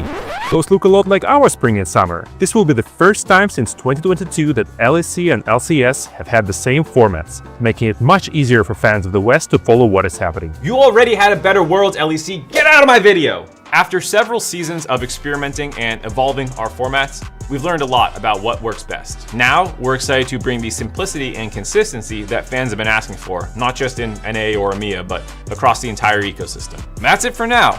We have a ton more exciting details to share about the return of LCS in 2026 that we're still working on, but we'll save those for the full LCS address at the start of next year. As you might have noticed, some of our channels are already back to the LCS. Enjoy finals, and we'll see you for opening weekend of the LCS Lock-In on January 24th.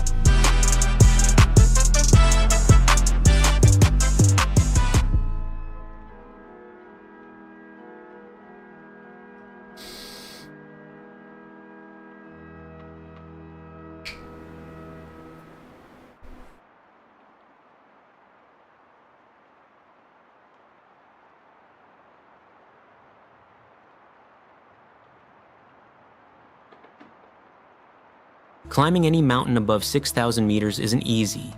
These are serious environments where altitude, weather, and exhaustion can end your summit dream. Or worse.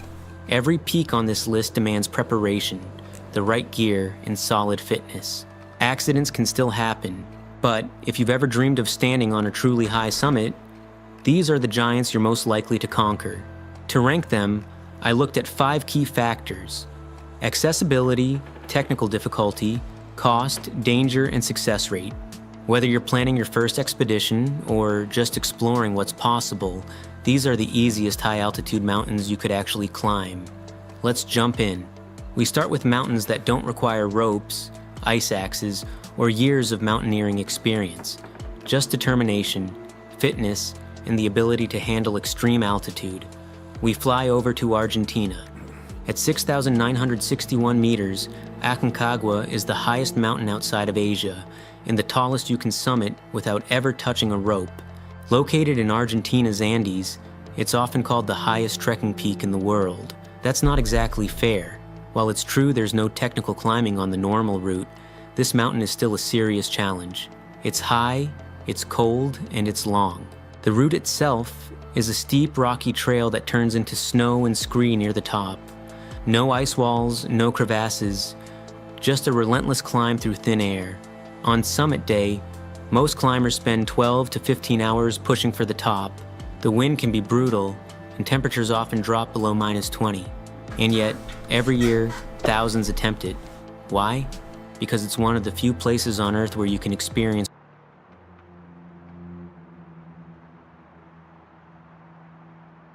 a vassal, maybe. No, that's too high. Pistoia? Maybe make them a vassal. That's too high. How about Imola? That is really too high. Okay, I guess we're going to have to start just being aggressive now. That's okay, because we are going to take Pisa, and Pisa was our main goal to begin with. Now, are they losing? Oh, they're going to be able to take my capital before I can even get there. Nope, they didn't even try. Wild. They had a chance to, you know. They could have gotten away with it. I would have gotten away with it too if it weren't for your meddling kids. Alright, Pisa, we're going to do some damage to you, buddy. In fact, split. Did I split it? No, I didn't split. Can you split, please? Thank you for splitting. Now, what is going... you know what? I don't even care Prestige. Prestige is nice. It helps with a couple things, but it's not the end-all, be-all that it used to be. Oh my god, there's too much going on here. The occupation of Pondadera, good. That's what I needed. Can we take Livorno? I can't pronounce things. Livorno. Beautiful. Let's take them next. Are we... Oh, you bastards!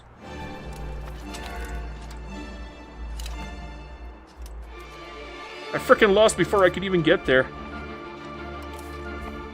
Oh well, we got them back. We got them back hard. They are screwed. Beautiful. What is going on here? Oh, you have no commander. That's why you lost so quick. I screwed that one up. Whoopsie daisy. Ruthless. Ooh, that's a good assault ability. Okay, we're going to put you in.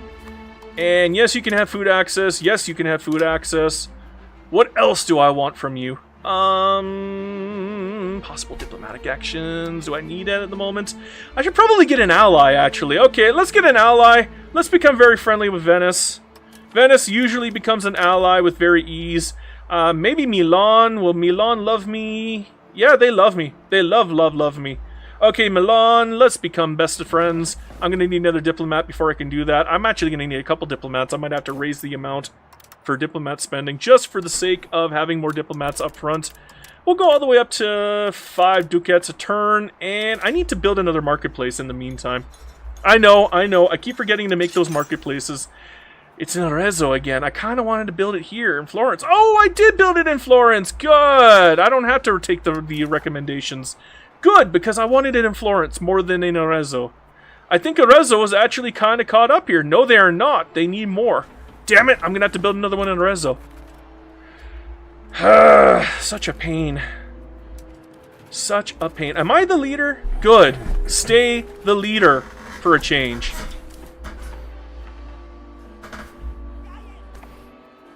In fact, I want to attack them again. I'm going to attack them again. They are just sitting there waiting to be smacked. And we are crushing them. They have no chance. They are winning every roll, and we're still destroying them. They are winning every single roll, and they have nothing to stop me with. They are freaking hooped. This is destruction right now. I'm telling you. Absolute destruction. What are you playing now? Doesn't matter what roll they get, they're going to lose. So what are you doing? It's just, you know... Oh, RuneScape, okay. I was just wondering what you were playing.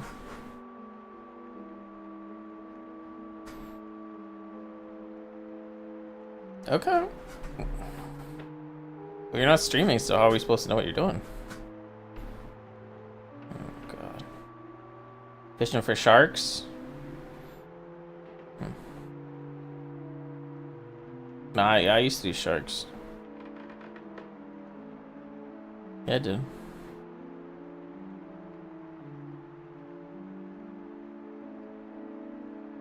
It's like 70% of the way there. It's pretty high level.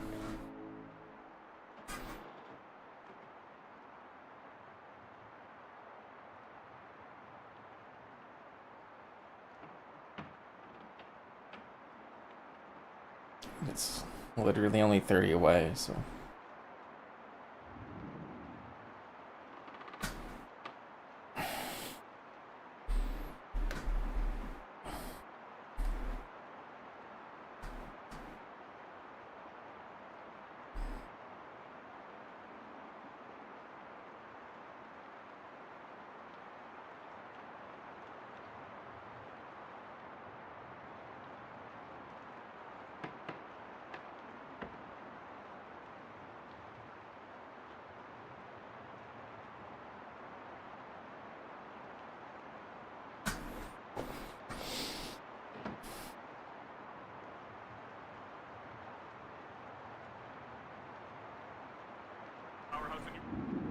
patch 100.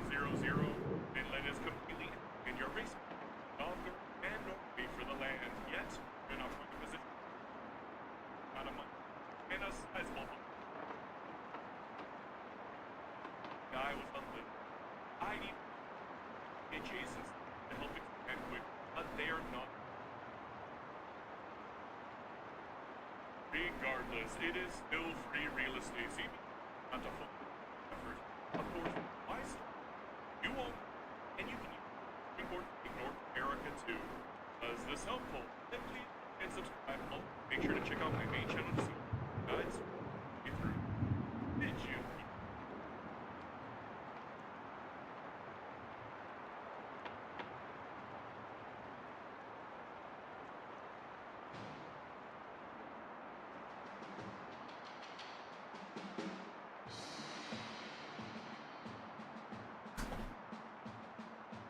Been paying attention to. My suggestion is to watch Arumba. If you watch Arumba streams, he will probably do it without even thinking. You just got to be really careful. A lot of what I've learned came from Arumba streams. I'm not even kidding. Let's see here. Chompy Revolt. Oh, I'm going to get rebels at this point. But they're very weak rebels. I might just let them go so I can kill them right away and then they go away. Like, that's barely any pops here. That's like a joke amount of rebels. That is a tiny, tiny army, to be honest. Holy crap, that is a large population that's doing literally nothing. Damn, I wish I could build there. I wish I had the money to build there. Once they get integrated and I get some control there, then I might start building in Massa. Because that is a... Oh, and same with Piskia. Holy crap, that's a big population. I didn't know it was... Oh my goodness, so here too. I got work to do. I got a lot of... Oh my god, Pongabossi too. I have been building in Pongabossi though. So, I got work to do. I got a lot of building to do. I gotta get my money up. I gotta get my money up. I gotta get my bitches up. I gotta do something, man. I gotta do something. I wish I could have gotten those vassals though, but... McGregorable says, subject annexation is in the tech tree. I did it as Hungary to Bosnia. Yeah, I think it's automatic for tech, for the modifiers. You're gonna get it anyways with tech. I don't know if there's any way to make it faster without tech. Can I get an alliance with you yet? I should be... No, they're very close though. Okay, how about Milan? Can I get an alliance with Milan? I can get a defensive league, and I can lead that up into an alliance. That'll cost me an extra diplomat, but it'll keep me safe. So, you know what? Defensive league it is. Milan is actually relatively powerful, to be honest. They're looking pretty beefy right now. Milan is way beefier than I am. They're double my beefiness. And Verona is very weak now. Siena is very weak. Maybe I should no CB Siena. Pisa's my target. Siena's nice, but Pisa's my target. Pisa is a joke. I'm just going to wait till the truce is gone. I'm going to frickin' attack him. Yeah, how long is the truce anyways? How long is that silly truce? Where is it? Where is it? There we go. Truce, and which one's me? 5 years isn't the end of the world.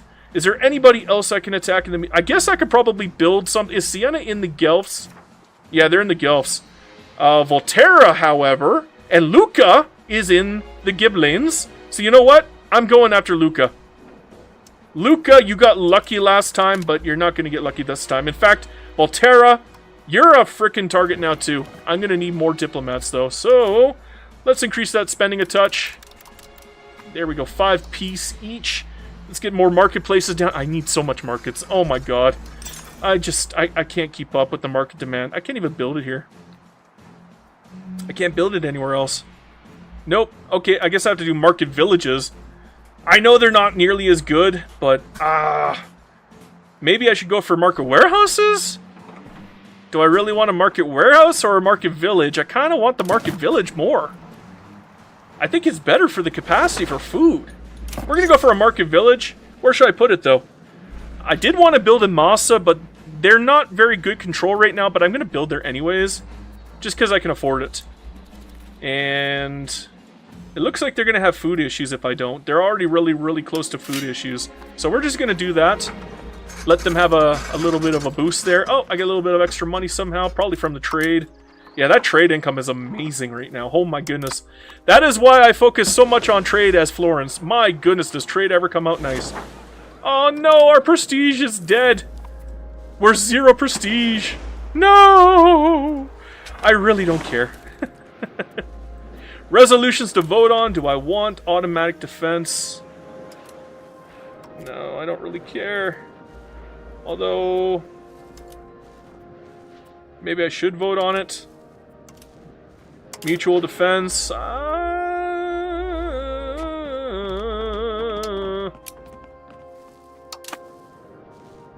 We're on possible defense right now. Do I want to go for automatic defense? No, I'm going to go for possible.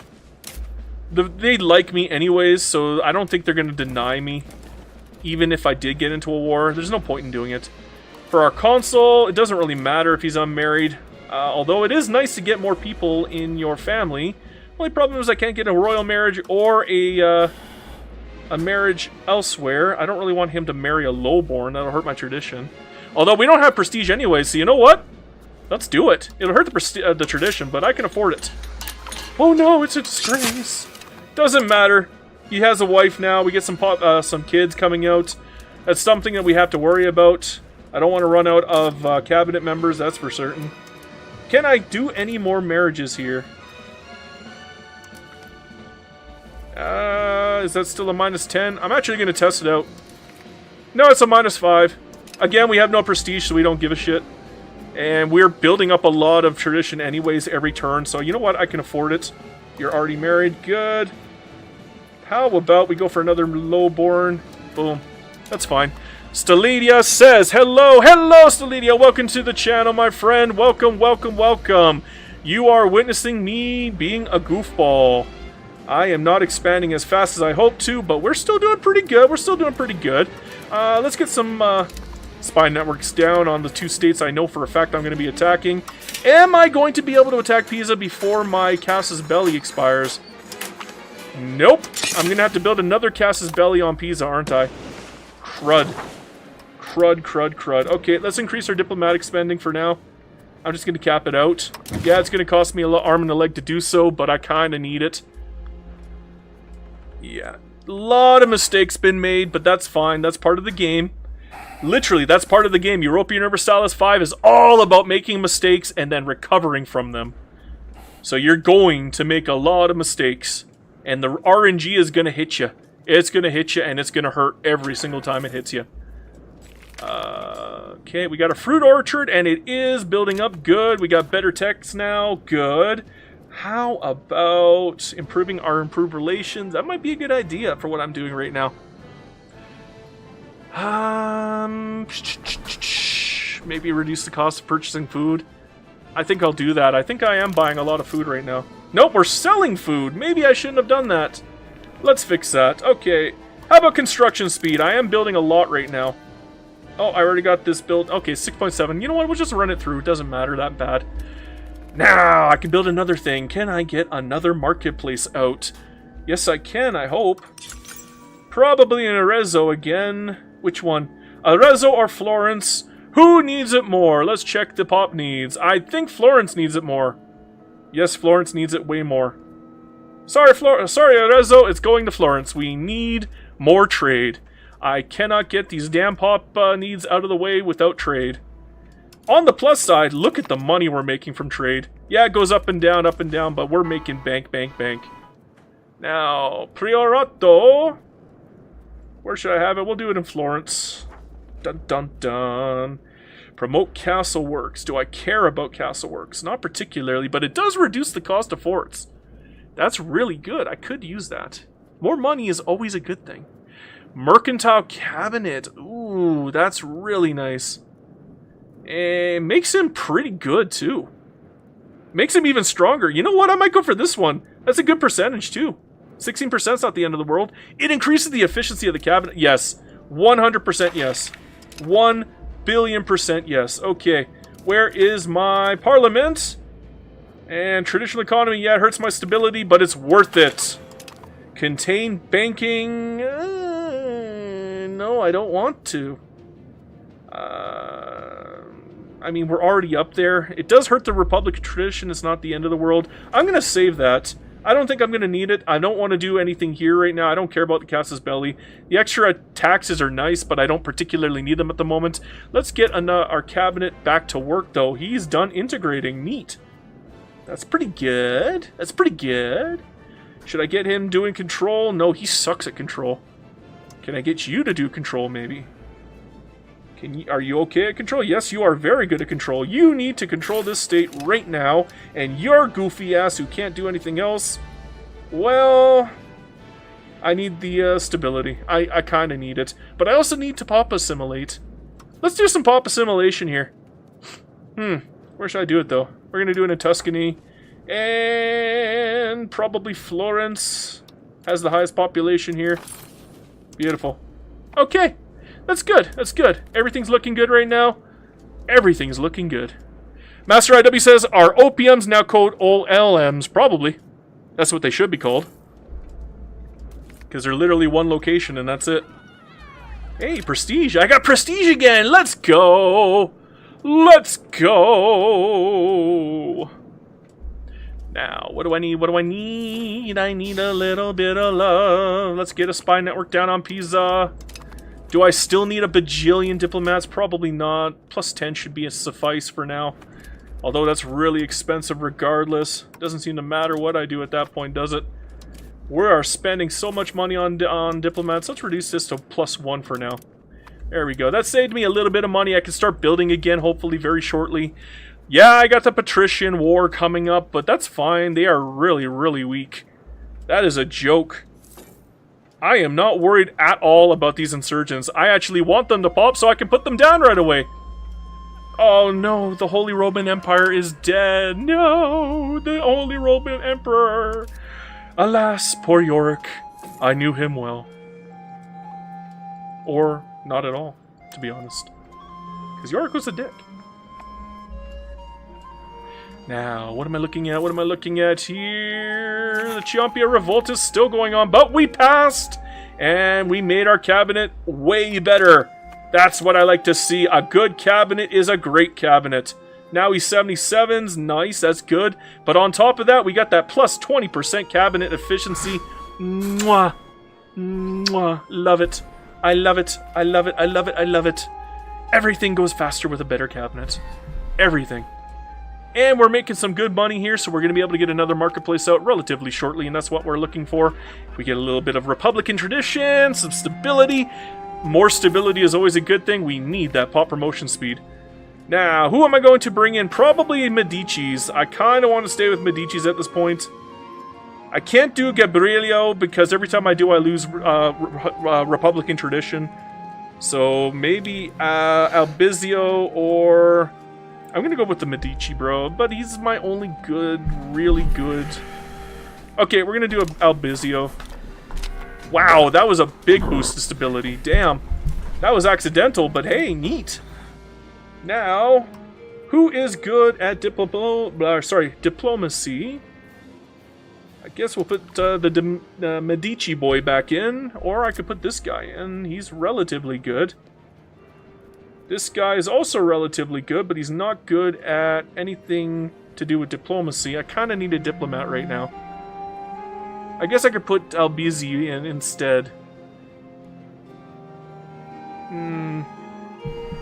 Doesn't really matter who I put in. Let's put Gabrilian, and the reason why I'm saying that... no, I want him as my army guy. So I guess we'll have to do Medici. At least I can alternate between what he does. It's fine if he ends up doing, like, army stuff. But, he's got pretty decent diplomacy, so it's actually working out here. Okay, we're back, and we're playing again. Look at that stability, though. Holy crap, holy moly. That is a nice stability. That is a really, really good stability. And look at the beefiness of our tradition, too.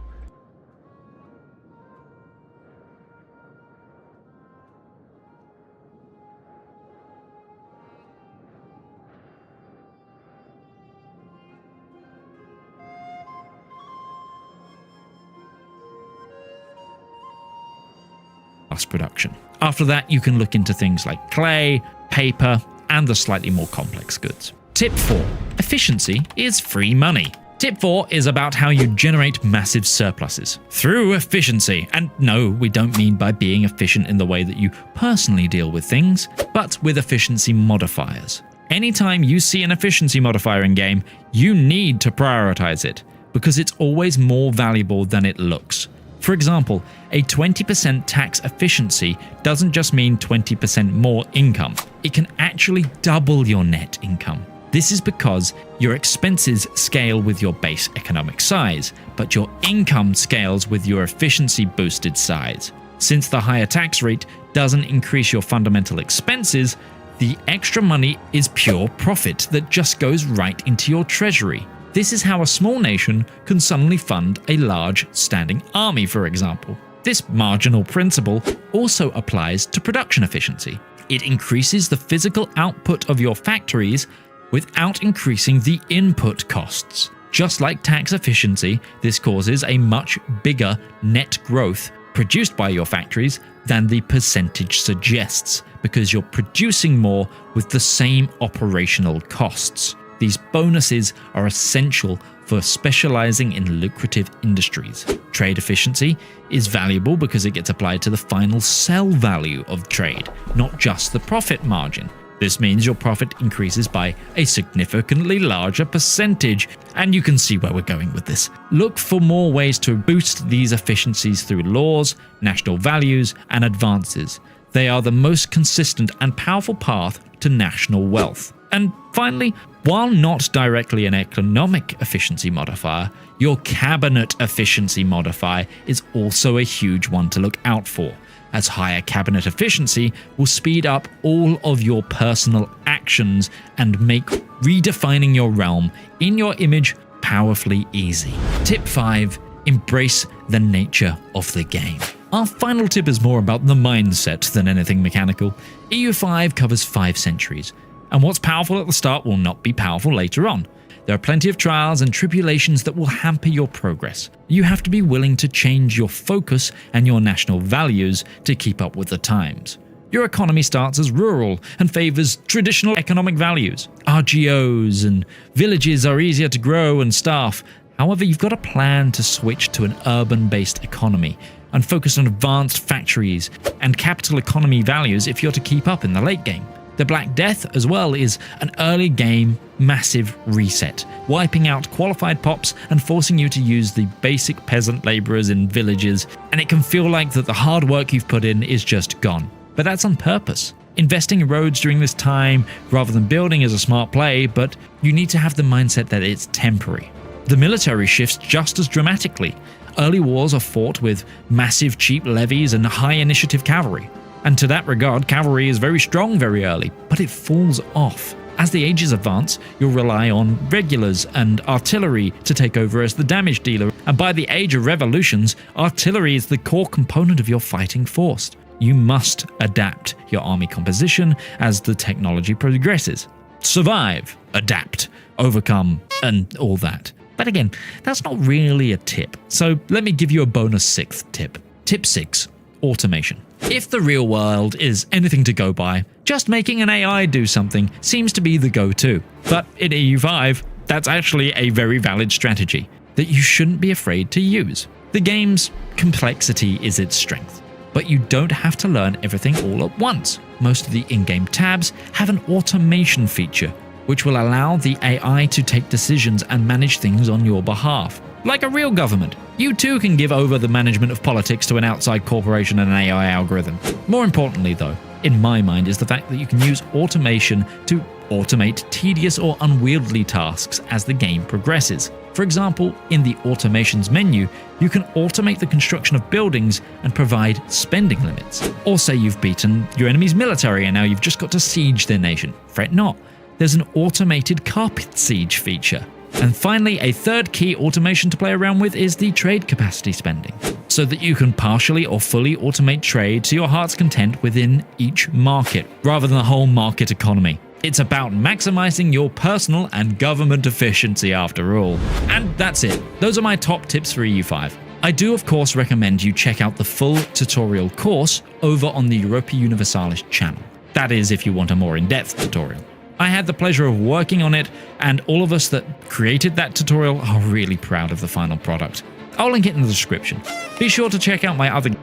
Hello, my name is Laith. I was in the EU5 announcement trailer, and I'm here today to teach you about trade. I'm going to be dividing this tutorial up into several different sections, so if there's a particular part of trade you're looking for, then you can use the handy timestamps on the timeline to navigate. I'm going to be taking you through all things from how to make money from trade, how markets work, into more of the nitty-gritty like trade capacity and trade advantage. At the end, I'll give you 2 nations that I think you should try to get to grips with trade in Europe and Versailles 5.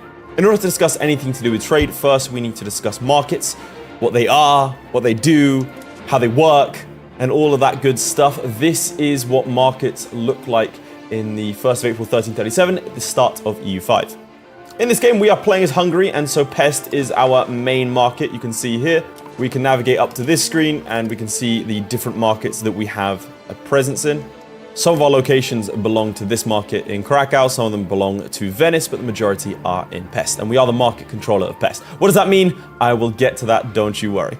Just hovering over any market, we can see the total value over here, we can see the greatest surplus, greatest needs, as well as things like the trade advantage, trade capacity. For Pest, it's only us, we're a bit lonely. Over here in Venice, it's a little bit more complicated. So first things first, why are some of these locations in the Pest market and some of them are in the Venice one? So first things first, why are some of these locations that I own in the Pest market and some in the Venice market? So a way that this market works is that all of these different locations that exist within the market are going to buy and sell their goods here. For example, over here in this, I should have picked an easier province to pronounce, Pest! Over here in Pest, we have some wheat as an RGO, that's going to be sold. We also have buildings. So for example, over here, this building uses copper and also tin to produce tools, so it's going to purchase that copper and tin on this market. It's also then going to sell the tools on that market. So what determines if a location is in one market or not? Like I said, over here, these... What happened? Okay, I don't know what's wrong with you.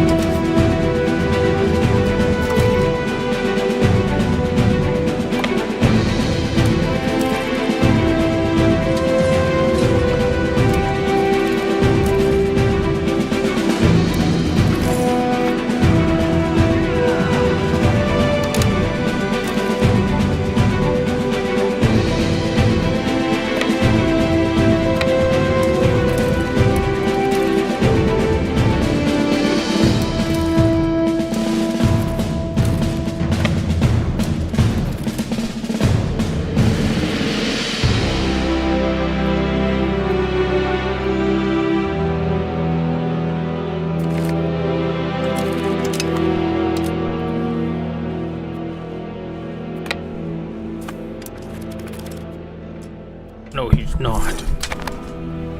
Don't stop disrespecting that guy, that man.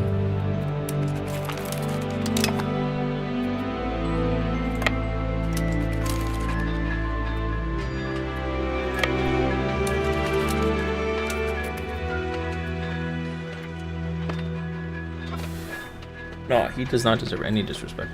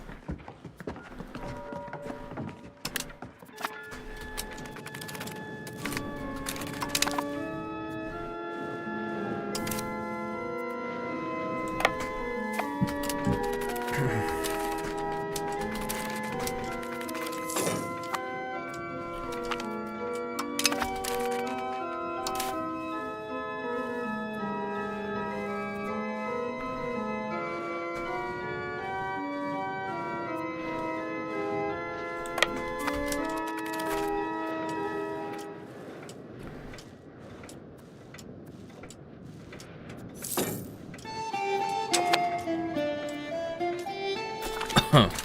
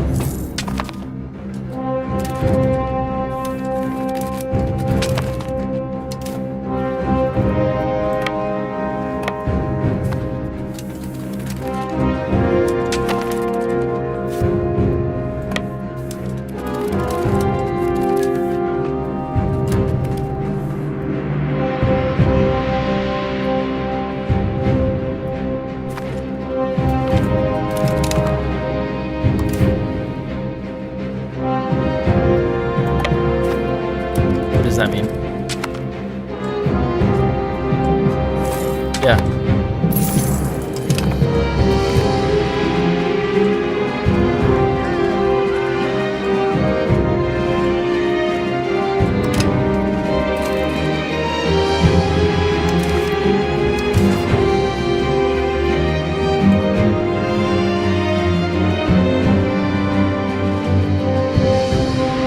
Hello?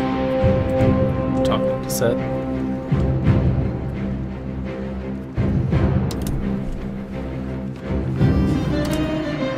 Hello, Seth.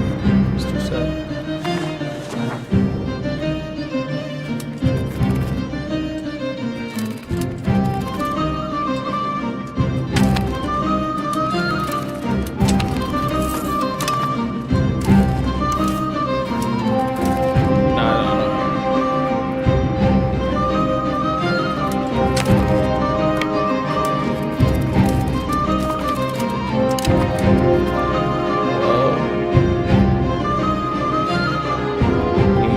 No, I don't hear anything ringing.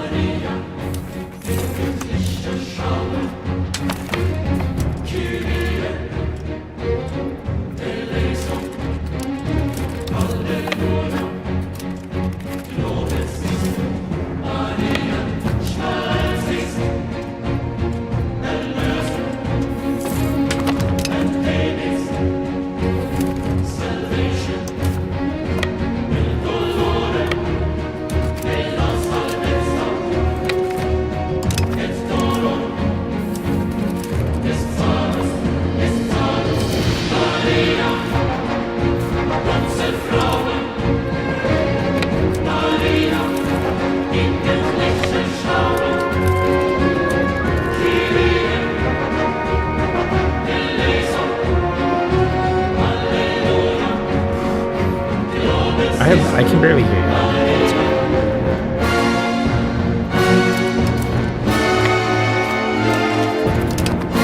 Yeah, but it's still very faint.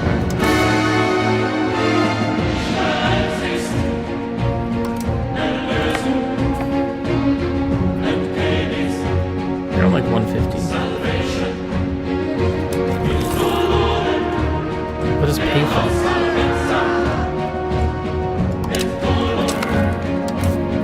No.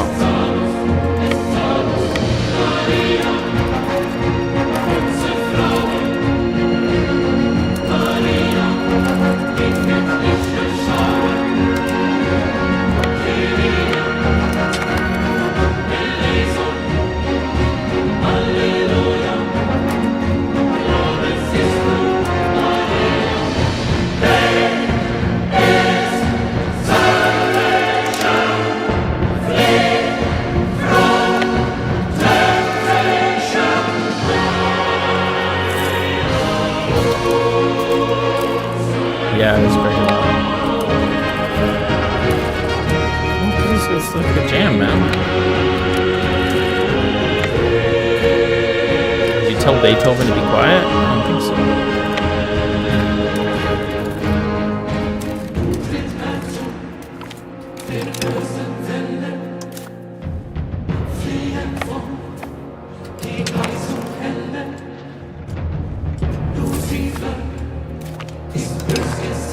Are we doing that?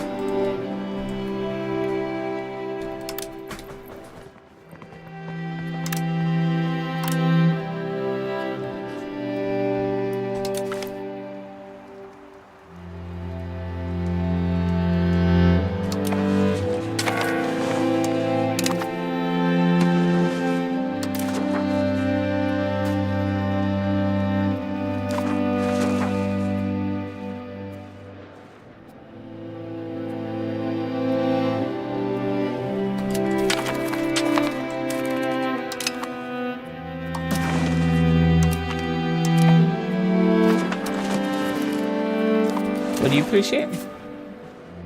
Oh, this music. Okay.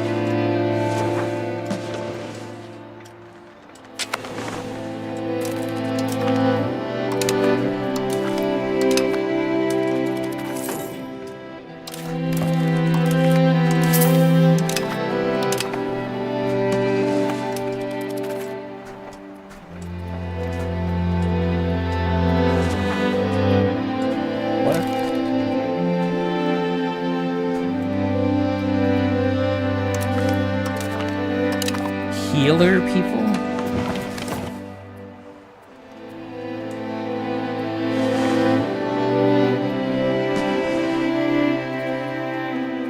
Okay.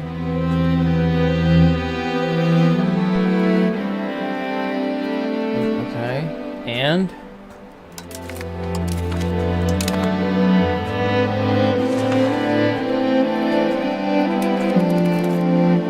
That's because everyone's schizophrenic now.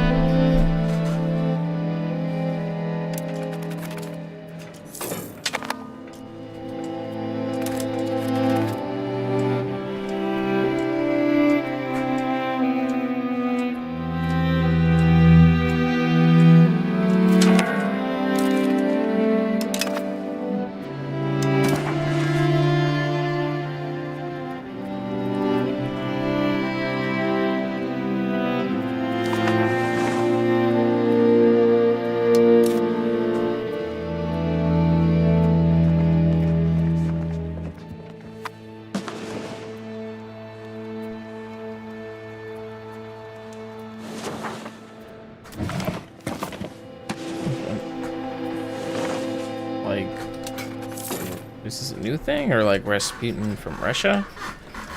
He's been dead for 100 years. I don't know what the fuck you're talking about.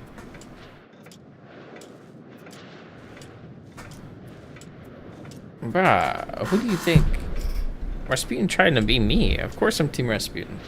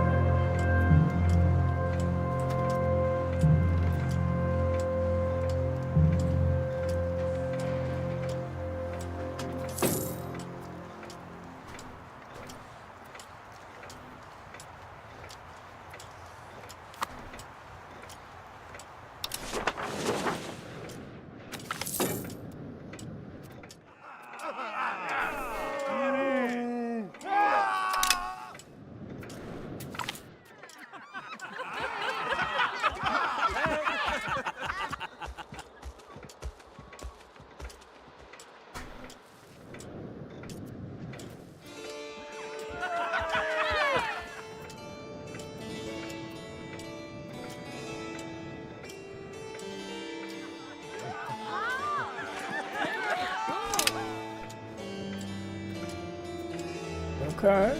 Very good.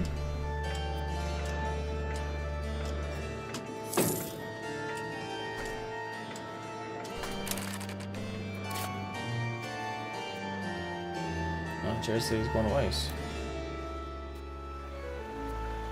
No. Yeah, I'll come with. Well, I'm gonna drive myself because I have a bunch of shit on me. I can try that.